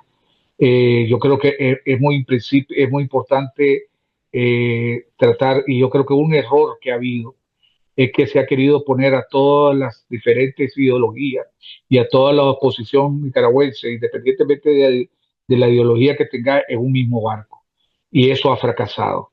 Yo por eso uso el ejemplo que me enseñó el doctor Palé, donde decía, ahorita la oposición lo que debe tomar es que cada uno tiene su propio barco, su propia canoa, unas son más grandes, otras son más pequeñas, pero lo que hemos usado, en vez de tratar de meternos todos en un mismo barco, cada uno que vaya en su propia canoa, en su propio barco, en su propia lancha, pero que los remos, y no lo hemos ocupado para ir hacia algo que es lo que queremos, la libertad de Nicaragua, hemos ocupado los remos para tratar de hundir a la lancha que está al lado.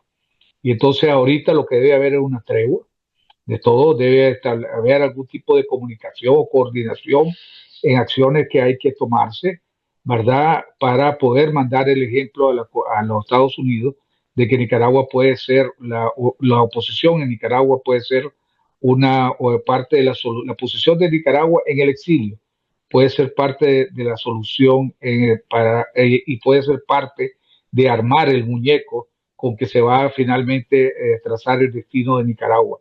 Porque también es muy importante resaltar que en Nicaragua hay una oposición clandestina. Yo quedé sumamente impresionado en las últimas 2 semanas.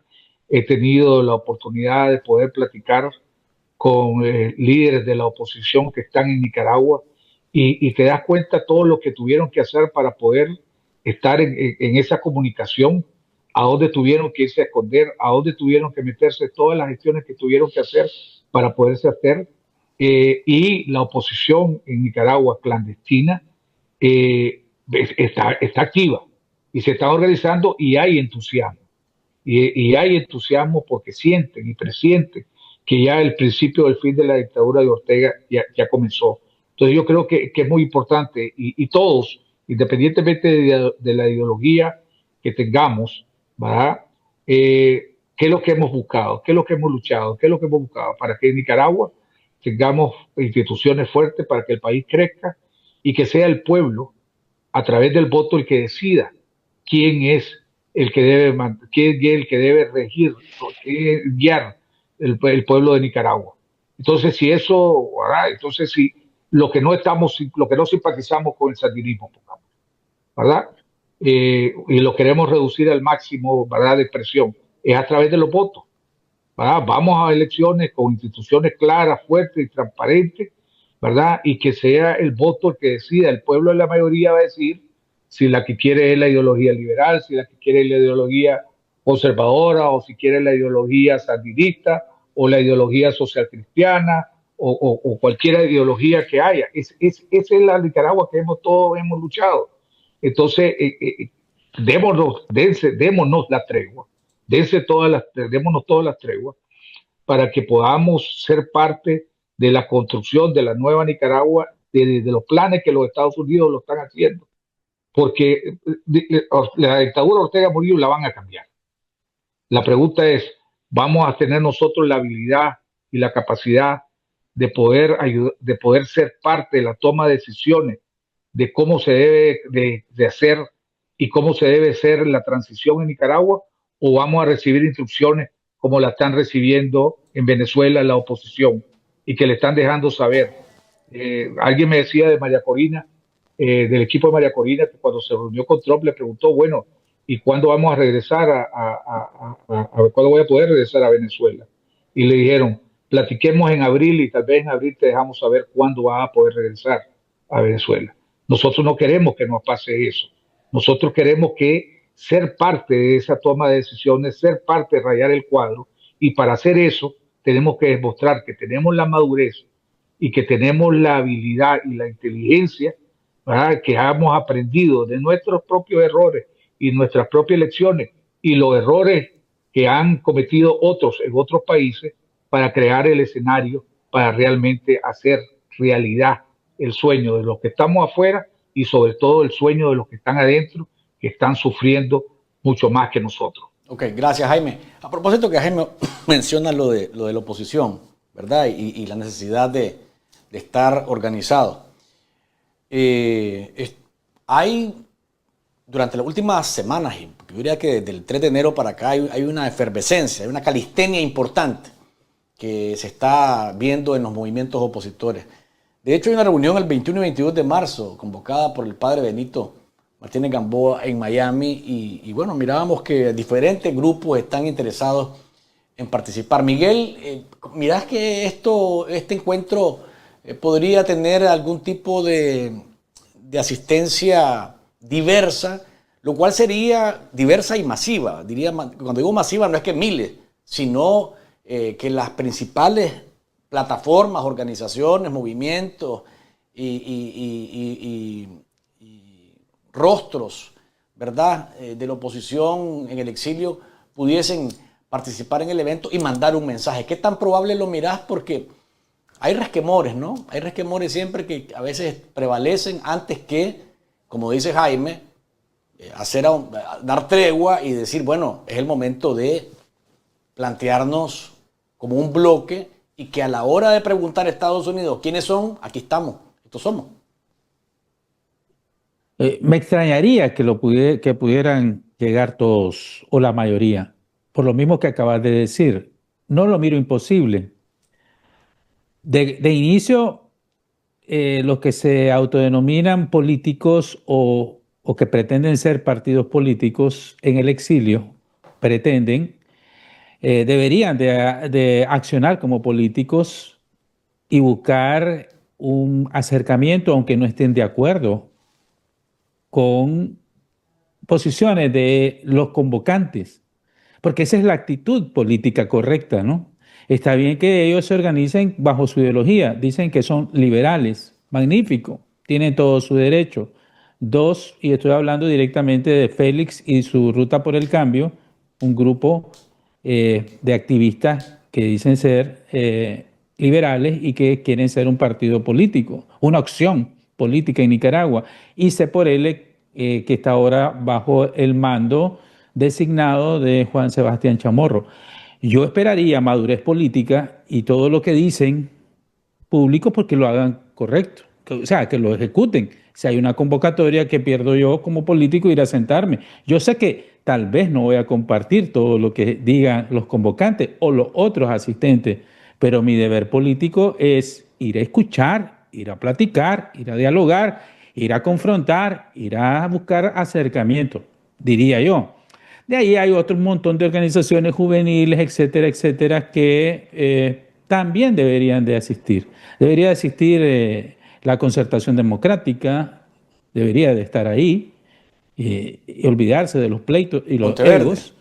Monteverde debería estar ahí, porque ¿qué le pierde? Está Pude, Mandaron está... a Pude, que es lo mismo que Ruta por el Cambio, porque yo no sé cómo, pero es que una sopa de letras, todos deberían de estar ahí, aún debería de estar ahí, mandar su delegado, escuchar, plantear su posición y buscar a ver, temas que todos estamos de acuerdo. Queremos Pero regresar además a el mensaje, Nicaragua, Miguel, el mensaje de... queremos de estar ahí. No pensamos todos igual, pero tenemos un objetivo en común.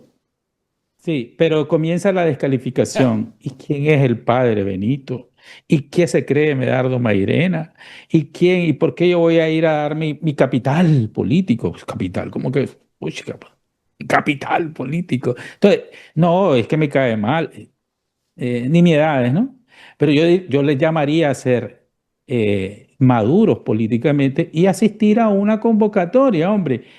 Se dicen las cosas, se dicen claramente y se acuerda un pronunciamiento ante los que estamos afuera y a los que están adentro de que, primero, ¿en qué estamos de acuerdo? Estamos de acuerdo en que se inicie una transición y hacer un llamado que nos ayuden a una transición democrática. Estamos dispuestos a regresar con condiciones a Nicaragua. En primer lugar, tendría que ser una exigencia de los medios, que los medios de comunicación se les permita a los periodistas con garantía regresar a Nicaragua para ejercer nuestro trabajo, que nos regresen los medios de comunicación y que nos regresen todo lo que donde estábamos para poder hacer nuestro trabajo y que esos políticos también tengan un canal por donde expresarse, ¿no? Entonces, todo eso deberíamos, y estamos de acuerdo, yo no creo que nadie de los que está aquí está en desacuerdo, ¿ya? Entonces, que yo no estoy de acuerdo que ir ya o que más tarde, todo eso se discute en política, pero decir de plano, yo no voy porque yo no voy a arriesgar mi capital político ahí, o yo no voy porque me cae mal, ¿y quién es ese señor? El padre Benito. ¿Y quién es Medardo Mairena? ¿Y quién es él? Esas cosas que ya sabemos, el nicaragüanismo, que se expresa en la política también, de todos lados, es lo que nos lleva a no ni siquiera aceptar una invitación, hombre. ¿Quién dice que por aceptar una invitación yo voy a comprometer mi posición? Yo lo puedo decir. O sea, en el caso de nosotros, Luis, vos te representas a vos y a tu familia. Yo me represento a mí y a mi familia y al 100%, por supuesto. Pero hasta ahí nomás, Luis. Hasta ahí nomás. No, los dos nos podemos poner de acuerdo. Miguel, ¿vos crees que podemos regresar y pedir condiciones para que regresemos y armemos 100% noticias en Managua? Por supuesto, Luis, hagamos esto, lo otro. Y vos tenés tu línea editorial, yo tengo la mía. Y Jaime también. Y quiere hacer su programa. Entonces, ¿me entendés? El político tiene que actuar como político. Y si se quieren vender como político, yo primero tendría que ver ahí a Félix Maradiaga y a Juan Sebastián Chamorro en esa reunión, a hablar con el padre Benito y con Bernardo Mairena. Y que los tres saquen, junto a otros que no son tan políticos partidarios, pues saquen un comunicado positivo, contundente. Luis. Ok. Javier, tu comentario sobre esto bueno, realmente es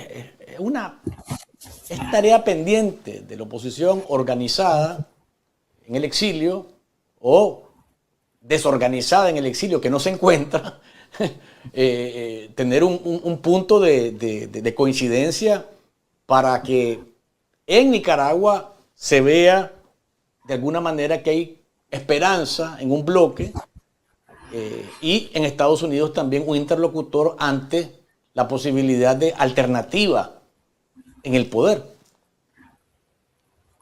Ay, estás haciendo otro programa ya que es apasionante por el tema, ¿no? Primero yo les quiero decir algo. Fíjate que a mí nunca me han invitado a esas reuniones. Entonces yo le pregunté el otro día, Yo le pregunté a alguien de Monteverde el otro día, oye, ¿y cómo invitan a la gente? ¿Cómo seleccionan quién va a participar? ¿Cómo excluyen a alguien? ¿Por qué no me han invitado a mí? Que seguramente diría no, gracias, porque creo que esa capacidad de no andar en esos círculos nos ha dado un expediente abierto, como un estatus de no estamos ni con uno ni con otro, ¿no? Pero, caray, a mí nunca me llegó una invitación. ¿Quién decide? ¿Cómo es eso? Reclamo público de Javier Meléndez para lo que están convocando. Es que de pronto quiero ir, de pronto siento que quiero colaborar, de pronto digo simplemente no, gracias, muy amable. O tal vez no me invitan porque les caigo mal, porque me salgo de los chats y me peleo con la gente. Me salí del chat de los 94, enojado. ¿Sabes por qué me salí del chat de los 94? ¿Querés que te lo diga? ¿Vos sos de ese chat, Miguel? No, yo soy de los 222, acuérdate. Bueno, había un chat de los 94 y yo me salí porque, es decir, alguien sin consultarle a nadie dejó entrar al de la Corte Suprema. ¿Cómo se llama? Rafael Solís. Rafael Solís. Y entonces, y además de haberlo dejado entrar, bienvenido, doctor, qué orgullo, doctor, de qué parte. Fíjate, vos. Y ahí comencé yo a reclamar y hasta que un periodista me dijo, ese es más un tóxico, mejor sáquenlo. Y bueno, me decidí salirme, pues, ¿ya? Pero esto lo digo no reclamando en serio que me inviten, ¿ya? Lo digo diciendo, esa es la percepción de la gente en general. ¿De dónde salió ese grupo? ¿De dónde salió eso otro? ¿Quién manda ahí? ¿Quién invita? ¿Quién toma las decisiones? Y eso no se resuelve. Yo al respecto tengo unos pensamientos muy claros.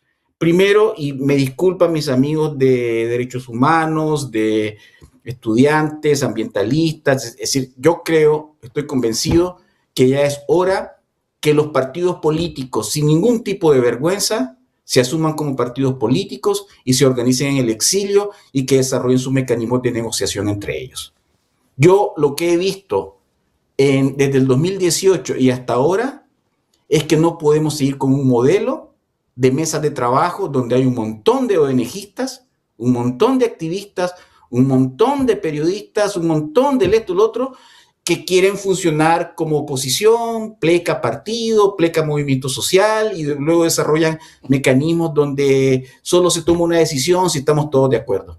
No, es decir, creo que nosotros los que estamos en la academia, los que estamos en investigación, tenemos nuestras alianzas, nuestras redes, nos comunicamos, hacemos cosas, pero yo creo que ya es tiempo de que los partidos políticos se asuman como partidos políticos sin ningún tipo de vergüenza, porque lo que ha sucedido, querido Luis, es que en todos estos años, desde la sociedad civil, se le ha estado apuntando a los partidos políticos. Ya hay que dar vuelta a la página de eso, ya hay que aligerar el ritmo de las cosas y además hay que quitarse la idea de que mi espacio es el que representa la unidad. Es decir, es un mito.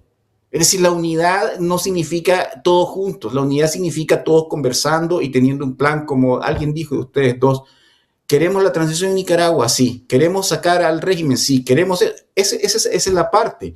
Es decir, y esto te lo digo alarmado porque justo la semana pasada me llegó a mi WhatsApp un comunicado y en el comunicado decía, esta es la verdadera unidad. Y entonces a la persona que me mandó el comunicado yo le dije, líder, ahí está Medardo, ahí está Juan Sebastián, ahí está Félix. Y entonces me dijo, como lo dijo Miguel ahorita, y entonces me dijo, no están ahí. Y entonces yo le respondí, entonces yo no entiendo nada, estoy perdido porque están diciendo que esta es la unidad y no están nosotros, explíquenme eso. Entonces hay que avanzar. Yo te digo algo, yo conociendo a los venezolanos, la cuestión de Cuba, la posición, no somos ni mejores ni peores. No somos ni mejores ni peores. Los venezolanos, a diferencia nuestra, hermanos, han recibido toneladas de millones de dólares en apoyo. El otro día alguien aquí me dijo, es que ustedes deberían de aprender los venezolanos. Sí, compadre, pero los venezolanos en todos estos años han tirado 1.200 millones de dólares en apoyo. Y a nosotros, porque nos dan 5 millones, nos viven restregando en la cara que nos están dando plata. ¿Me entendés? Es decir, cada quien tiene sus fortalezas, sus debilidades. En Nicaragua tenemos una riqueza que se institucionalizó formal e informalmente, de haber vivido en un ambiente de libertad de prensa con los gobiernos defectuosos, liberales, conservadores, lo que sea. Digo, desde Doña Violeta hasta acá vivimos en un ambiente de libertad de prensa. La gente se aprendió a organizar muy bien, porque se formaron cientos de ONG, el poder, hubo toda una cultura de poder local, de decidir cosas a nivel local. Es decir, no tenemos nada que envidiarle a ninguna oposición ni ningún grupo cívico que está luchando contra una tiranía. Lo que tenemos que hacer, creo, es descartar, olvidarnos de esos mitos, todos juntos, todos unidos, hagamos una sola plataforma. Pueden haber 5 o 6 plataformas, lo importante es que conversen, que dialoguen, que hagan acuerdos. Ojalá se logre, ojalá, es decir, ojalá podamos mostrar que hay una correspondencia a lo que está haciendo Estados Unidos en el ambiente internacional, y Dios quiera que las cosas se mejoren y lleguen a buen puerto entre nosotros mismos. Ojalá. Vamos a... Luis, Jaime, rapidito. Sí, es que yo me tengo que retirar. Listo, dale. Tengo otra reunión. Yo solo quería agradecerte a vos, a Miguel y a esto, y aprovechar primero para darle un saludo a toda tu audiencia, ¿verdad? Darle un saludo a los nicaragüenses, a los exalcaldes y alcaldes y gente de la oposición que están en Nicaragua. Mi respeto y mi admiración, porque ustedes son huevones, realmente tienen lo que las gallinas ponen para estar en condiciones adversas, preparándose, organizándose y comunicándose. Y hago un llamado también a todos los liderazgos en el exilio. ¿Verdad? Tenemos una oportunidad. La decisión de sacar a Ortega, ya los Estados Unidos ya la tomaron. La pregunta es, ¿vamos a tener la inteligencia para poder ser parte de estructurar los cambios que vienen a Nicaragua y ser parte de la solución, o vamos a seguir con la inmadurez y que lo único que vamos a hacer es ver los toros de largo y que nos digan? Ese es el gran reto que tenemos en los próximos días, semanas y meses. Hay una carta que no puedo decir mucho más, que anda circulando, porque para sacarle provecho a la cumbre de presidentes que se va a dar el próximo fin de semana en Miami, sobre el tema de seguridad nacional y la influencia china en Latinoamérica. Los nicaragüenses podemos aprovechar eso. Ya tenemos a un presidente que va a poner en agenda el tema de Nicaragua en la seguridad nacional, como un problema de seguridad para la región. Así que yo te agradezco nuevamente a vos, a Javier, a Miguel. Saludes a tu esposa y a la cuyundita, ¿verdad? Un abrazo y mucho cariño. Dale, Jaime, gracias por habernos acompañado en esta parte del programa. Me quedo unos minutos más con Javier y con Miguel para hablar de Venezuela y Cuba. Me ha inquietado, Miguel y Javier, las declaraciones de Marco Rubio, porque, bueno, hay 2 temas específicos, ¿no? El ataque a la lancha en aguas cubanas, que tuvo como resultado la muerte de 4 personas y ha generado mucha inquietud alrededor de hacia dónde van las cosas. Y en ese punto, Marco Rubio dice, estamos averiguando, no quiero especular, pero una vez que tengamos la información en específico, responderemos como corresponde. ¿Hacia dónde van las cosas, Miguel, según tu visión en ese sentido? Porque esto se ha visto como una provocación de un lado, es decir, los cubanos dicen, están tratando de encender más la pradera con esto, mientras del otro lado se dice, no, es decir, ¿por qué Cuba reacciona de esta manera tan brutal en contra de una lancha que no era un objetivo específico generar ni actos terroristas ni nada? Porque las versiones son diversas. La versión que manejamos es la cubana en sí. Hasta ahora no hay una información puntual de Estados Unidos porque se está averiguando. ¿Pero qué crees, Miguel?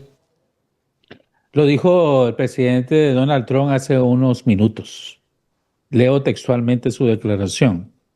A la pregunta ¿qué va a pasar con Cuba? Trump afirma que Estados Unidos va a iniciar una toma amistosa y controlada de Cuba. ¡Wow! ¿Y cómo? Toma amistosa y controlada.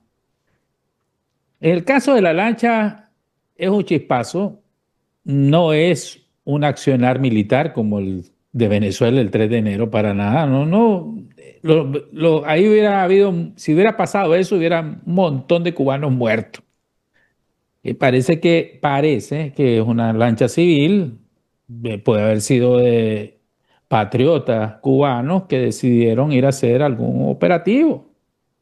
Puede ser, puede que no, puede ser cualquier cosa. Como decimos, todavía eso no nos han dicho la versión oficial de este lado. Pero sí lo que nos dijo el presidente Trump es importantísimo hoy. Va a ser una toma amistosa y controlada de Cuba. Denota, entre líneas, como habla Trump, que hay una negociación y que se están llegando a acuerdos y que esos chispazos... Sí, porque una toma amistosa, tomarse algo de manera amistosa, pues lleva en sí una... Me huele a Venezuela, ¿verdad? Pero no fue tan amistosa la de Venezuela. Pero como decir, como aquellos ya vieron lo que pasó en Venezuela y además están con el agua hasta aquí están, aquí está el agua, ya están listos y servidos. Dice, tienen problemas, ya hemos tratado mucho tiempo, ha dicho Trump, ellos tienen muchos problemas, vamos a hacer una toma amistosa y controlada. O sea, que no va a haber enfrentamiento militar. Sobresaltos. Sobresaltos, porque no va a haber una especie de control interesante. ¿Cómo va a controlar a todos esos salvajes del Partido Comunista de Cuba, enemigos de Estados Unidos a muerte? ¿Cómo va a controlar a las Fuerzas Armadas cubanas? ¿Cómo lo va a hacer? A través de la economía, a través de la fuerza militar, a través del bloqueo.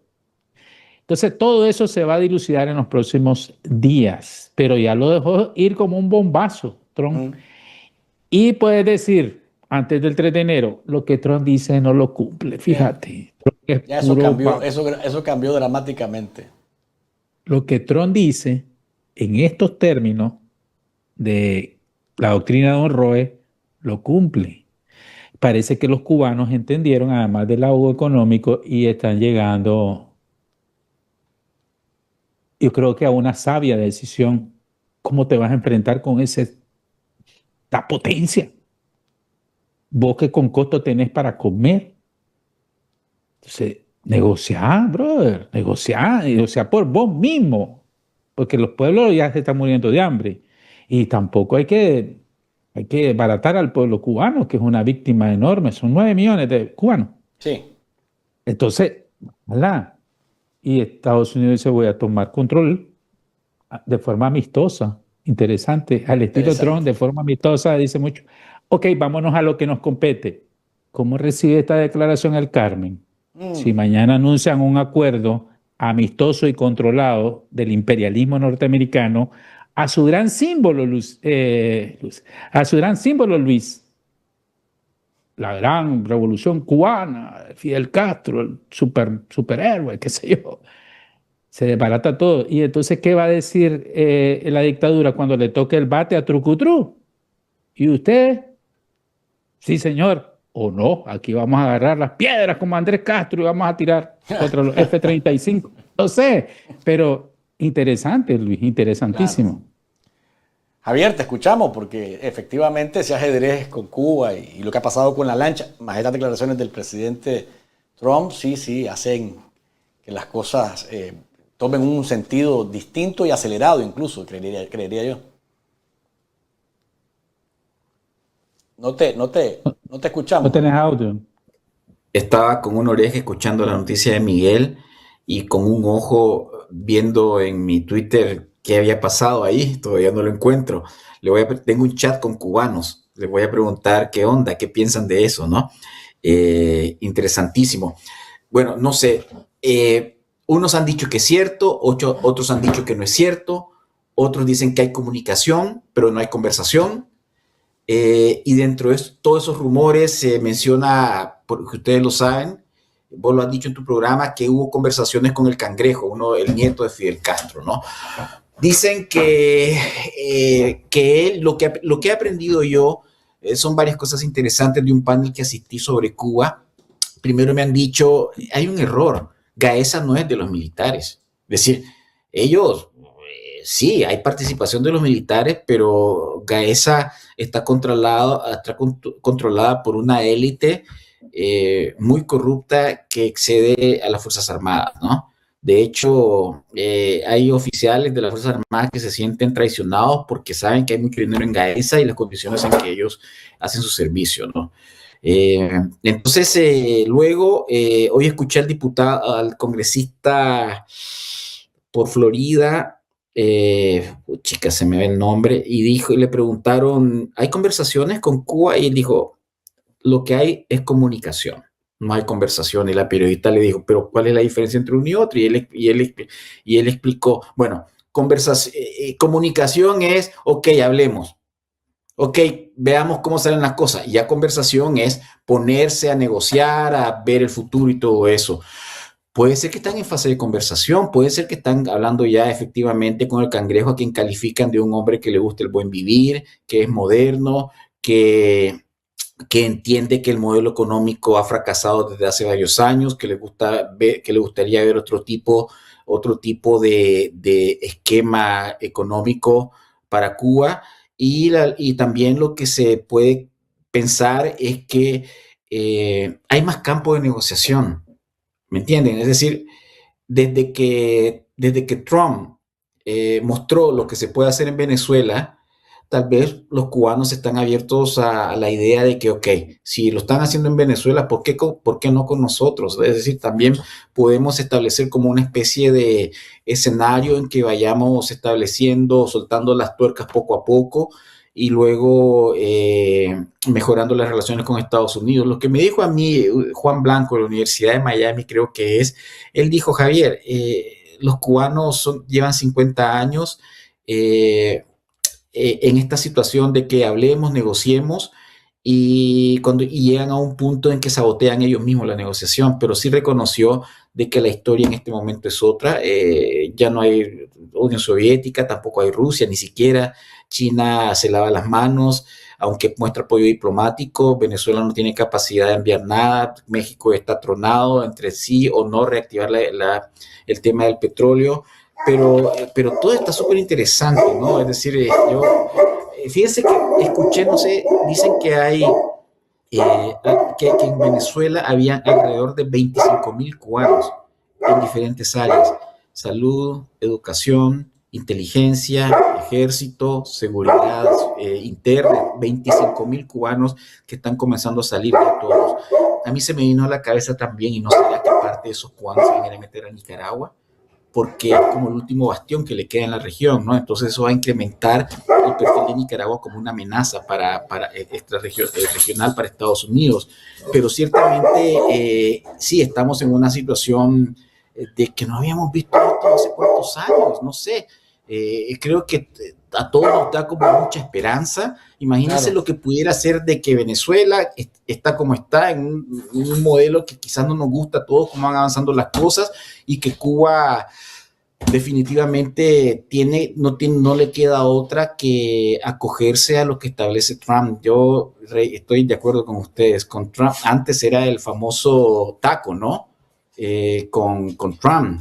Y ahora creo que no se trata de si lo va a hacer y no lo va a hacer Trump lo que dice, sino que se trata más bien de en qué momento o cuándo lo va a hacer. De cuándo lo va a hacer. Y para cerrar, con Rubio ayer me inquietó el tema le preguntaron por las elecciones en Venezuela. Su respuesta a mí por lo menos me genera una inquietud. Y es el tiempo, ¿no? Y entiendo perfectamente lo de las etapas y la estabilización. Pero honestamente encontré en la respuesta del secretario de Estado que eso no va a ser pronto. Que no va a ser pronto. Me parece que las cosas van a extenderse un poco más de lo que uno podría querer, porque uno quiere que sean las cosas rápido, lógicamente. Queremos que avance aceleradamente. Pero por lo menos mi punto en relación a esto es que Delcy Rodríguez puede convencerlos a ellos de que para que las cosas caminen y dejarles en la mesa hacer vida, por ocupar esa imagen de alguna manera, tendría que ella tener un periodo específico y que no sea tan corto para que lo que sigue funcione. No sé, Miguel, si vos estás en la línea con lo que yo digo o crees que las cosas no van por ese rumbo? Creo que la transición venezolana, el protectorado, es una apuesta bastante riesgosa, muy original y sui generis de las administraciones norteamericanas en este caso. O sea, todo puede pasar. Puede haber un golpe de Estado y se agiliza todo. Puede pasar cualquier cosa en Venezuela, ¿ya? Pero ¿qué ha pasado en lo fáctico? Bueno, el secretario de Estado dice que se cumplió la primera fase, estabilización, importante, y es cierto, no hay guerra civil, no hay matancina, etcétera, ¿no? No hubo una desbandada de éxodo, que es lo que le importa, de migrantes, de salidas a otros países, todo eso está bajo control y tutelado. Magnífico. Ahora vamos a la a la recuperación de las libertades, la amnistía, mal que bien, mala, buena, ahí están saliendo. Hoy están sacando otros connotados presos políticos importantes, ya están dando conferencias de prensa. ¿Quién está dando una conferencia de prensa hoy? Alguien que sorprendió en el discurso de la Unión de Trump, el venezolano y opositor Enrique Márquez, que fue catapultado de 0 a un montón. No te escucho, Luis, no te escucho. Tenés cerrado el audio. Honestamente, cuando yo miré a Enrique Márquez, se me vino la imagen, no sé si ustedes tuvieron esa misma sensación, de que podría ser una figura importante para lo que sigue, porque para que Trump lo lleve ahí, a ese discurso de la situación del estado de la Unión, que haya aparecido él, me parece que podría ser como antes de María Corina Machado, podríamos utilizar a este tipo para algo políticamente desde el punto de vista de la oposición venezolana, no sé. Y ahí quiero que mires que no hay una sola oposición venezolana. Está la oposición zancuda o rata, rata le dicen ellos. No sé cómo le dicen. Zancuda, pues, porque nosotros la conocemos, la oposición. Colaboracionista, como le decía. No, esa que está ahí. Está la oposición de dura, patriótica, de 20 Venezuela, de María Corina Machado, Edmundo González, pero ahora sale un nuevo actor político, un intermedio entre lo uno y lo otro. Y la conferencia, porque eso no es porque se le ocurrió a Trump, o sea, de repente traigan a Enrique Márquez, ni lo conocía. Eso es planificado, detalladamente lo que pasó. Eso está planificado. Ahora él da una conferencia de prensa. ¿Qué es lo que te digo? La apertura. En un hotel lleno de periodistas, Márquez da una conferencia de prensa, da un comunicado, prácticamente se postula para las próximas elecciones. Y este es el punto. Ya aparte, Trump pone a un personaje de cara a elecciones, porque él dice que no va a ser el que va a reponer a Delcy Rodríguez para que lo nombren interino o que va a estar en el Consejo Nacional Electoral porque él fue parte del Consejo Nacional Electoral. No, él dice que él va a competir. ¿Ya? Él va a competir. ¿Vos crees que eso lo está diciendo porque se le ocurrió? Él está apoyado en un plan de transición. Entonces, ¿qué dice Estados Unidos? Puede decir, ¿verdad? Va a haber, pero necesitamos poner algo intermedio para que esto no se maten, ni los chavistas maten a María Corina, ni los otros se pasen la factura y se nos salga de las manos. Puede ser, pero estás hablando todo en un segundo y tercer fase. Restitución y transición. Y se le dijo, y lo importante yo rescato del secretario Rubio, dijo, Venezuela, para poder ser, en verdad, garante de la inversión y del futuro de los venezolanos, tiene que haber elecciones. Ahora, eso puede dilatar. Primer término, noviembre de este año, diciembre, enero del próximo año. Primer término que sería óptimo. Sería súper óptimo, porque no podemos hacerlo mañana las elecciones, dentro de un mes. Tiene que regresar María Corina, que puede regresar en marzo, abril. Tiene que organizarse, tiene que haber movilidad, ¿verdad? Libertad, garantía. Tiene que haber un Consejo Nacional Electoral creíble, una supervisión, etcétera. Todo eso son meses. Entonces, el mejor tiempo óptimo, noviembre, diciembre, enero del próximo año. Ponerle que mediados del próximo año, más o menos aceptable, y al final 24 meses y hasta ahí no más, bro. Porque ya después sería que saquen a Maduro y lo vuelvan a poner en Miraflores. Pero No, se está hablando de elecciones, se está hablando, claro, no puede ser dentro de un mes, dentro de 2 meses, dentro de 6 meses, no puede ser, porque la lógica y la realidad no te lo permiten. Pero hay varias oposiciones a propósito de que tenemos que aprender, ¿no? De lo que está pasando.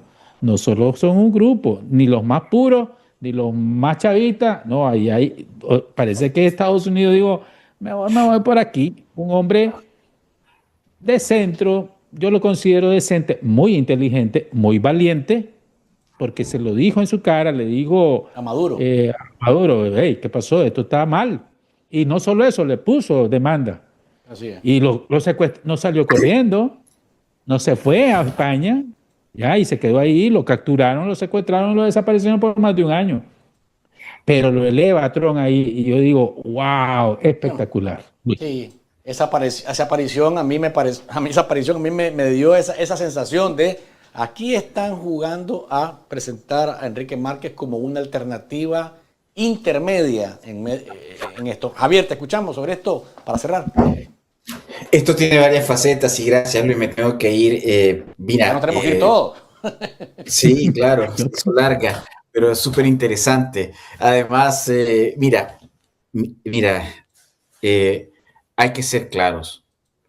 Eh, Trump estaba completamente herido con el asunto del premio Nobel. Trump, él mismo ha aceptado que es una persona muy rencorosa que jamás perdona.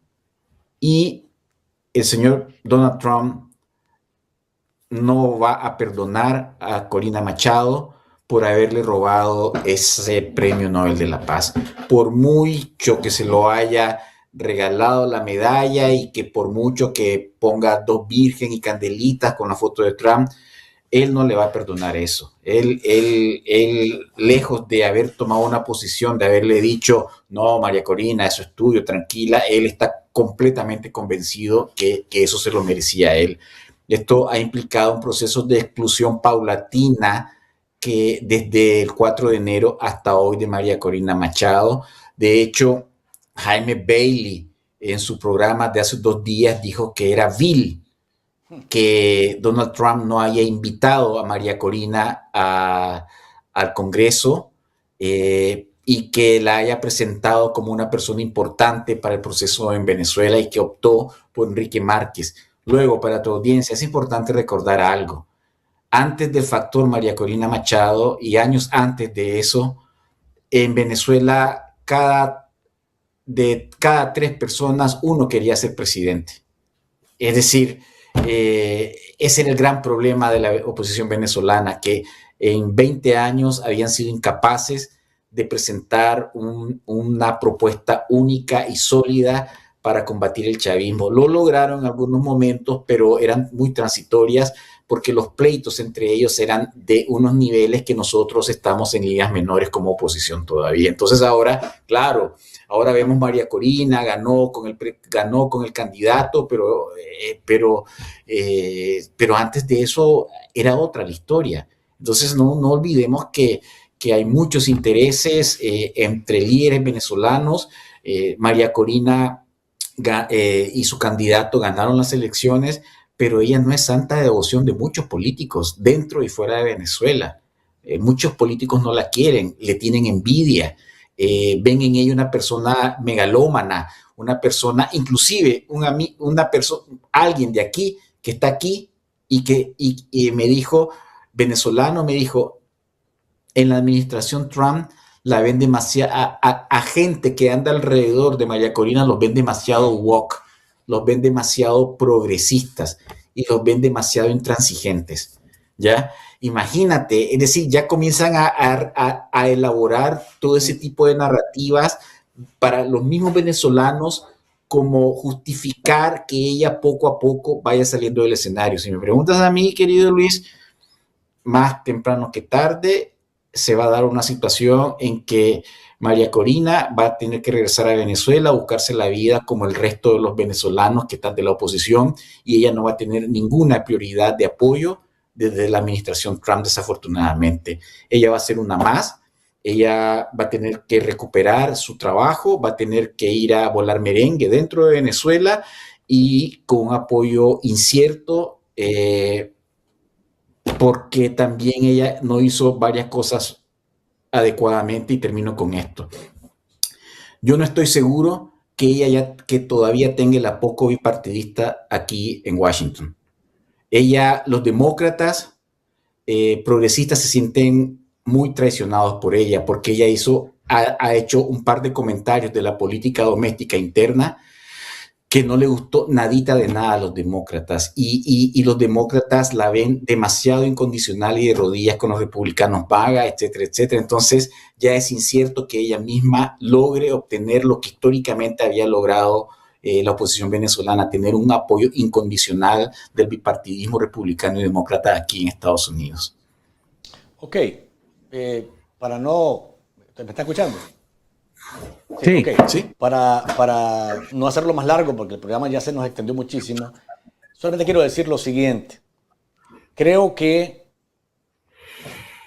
un intermedio podría generar la posibilidad de que María Corina Machado sea la presidenta de Venezuela, independientemente de demócratas y republicanos en el futuro. Sí. O sea, el tema es darle a Venezuela la estabilidad suficiente y un recorrido en paz, con progreso económico, y que la diáspora venezolana pueda volver también a ese país sin riesgo mayor, para que en el futuro no cercano, en el mediano plazo, sí pueda ser María Corina Machado la presidenta de Venezuela, porque en una elección libre y transparente serán los venezolanos los que decidan quién va a ser, quién dirija su destino, y con eso nos quedamos, porque realmente es parte de lo que está por suceder. No quiero cerrar el programa sin felicitar a mis colegas periodistas independientes, que este próximo fin de semana es 1 de marzo y tenemos razones por las cuales sentirnos orgullosos, porque seguimos dando la batalla independientemente de todo. Decirle a Jaime que él hace comunicación como comentarista político, no es periodista, pero es un comentarista político que genera debate, y agradecerle su empeño y su compromiso. A Javier, que lógicamente desde Expediente Abierto y Expediente Público también tiene un espíritu periodístico y lo hace, y a veces piensa como periodista y como editor. Así que, Javier, gracias por tu trabajo. Miguel, indudablemente. Se me pasaron las malas costumbres después de 30 años de amistad.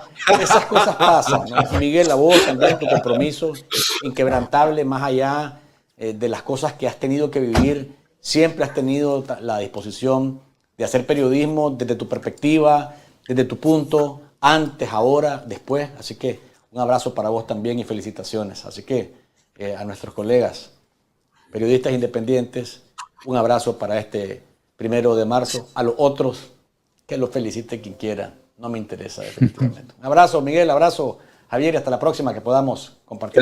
Gracias, Luis. Nos vemos, Miguel. Adiós.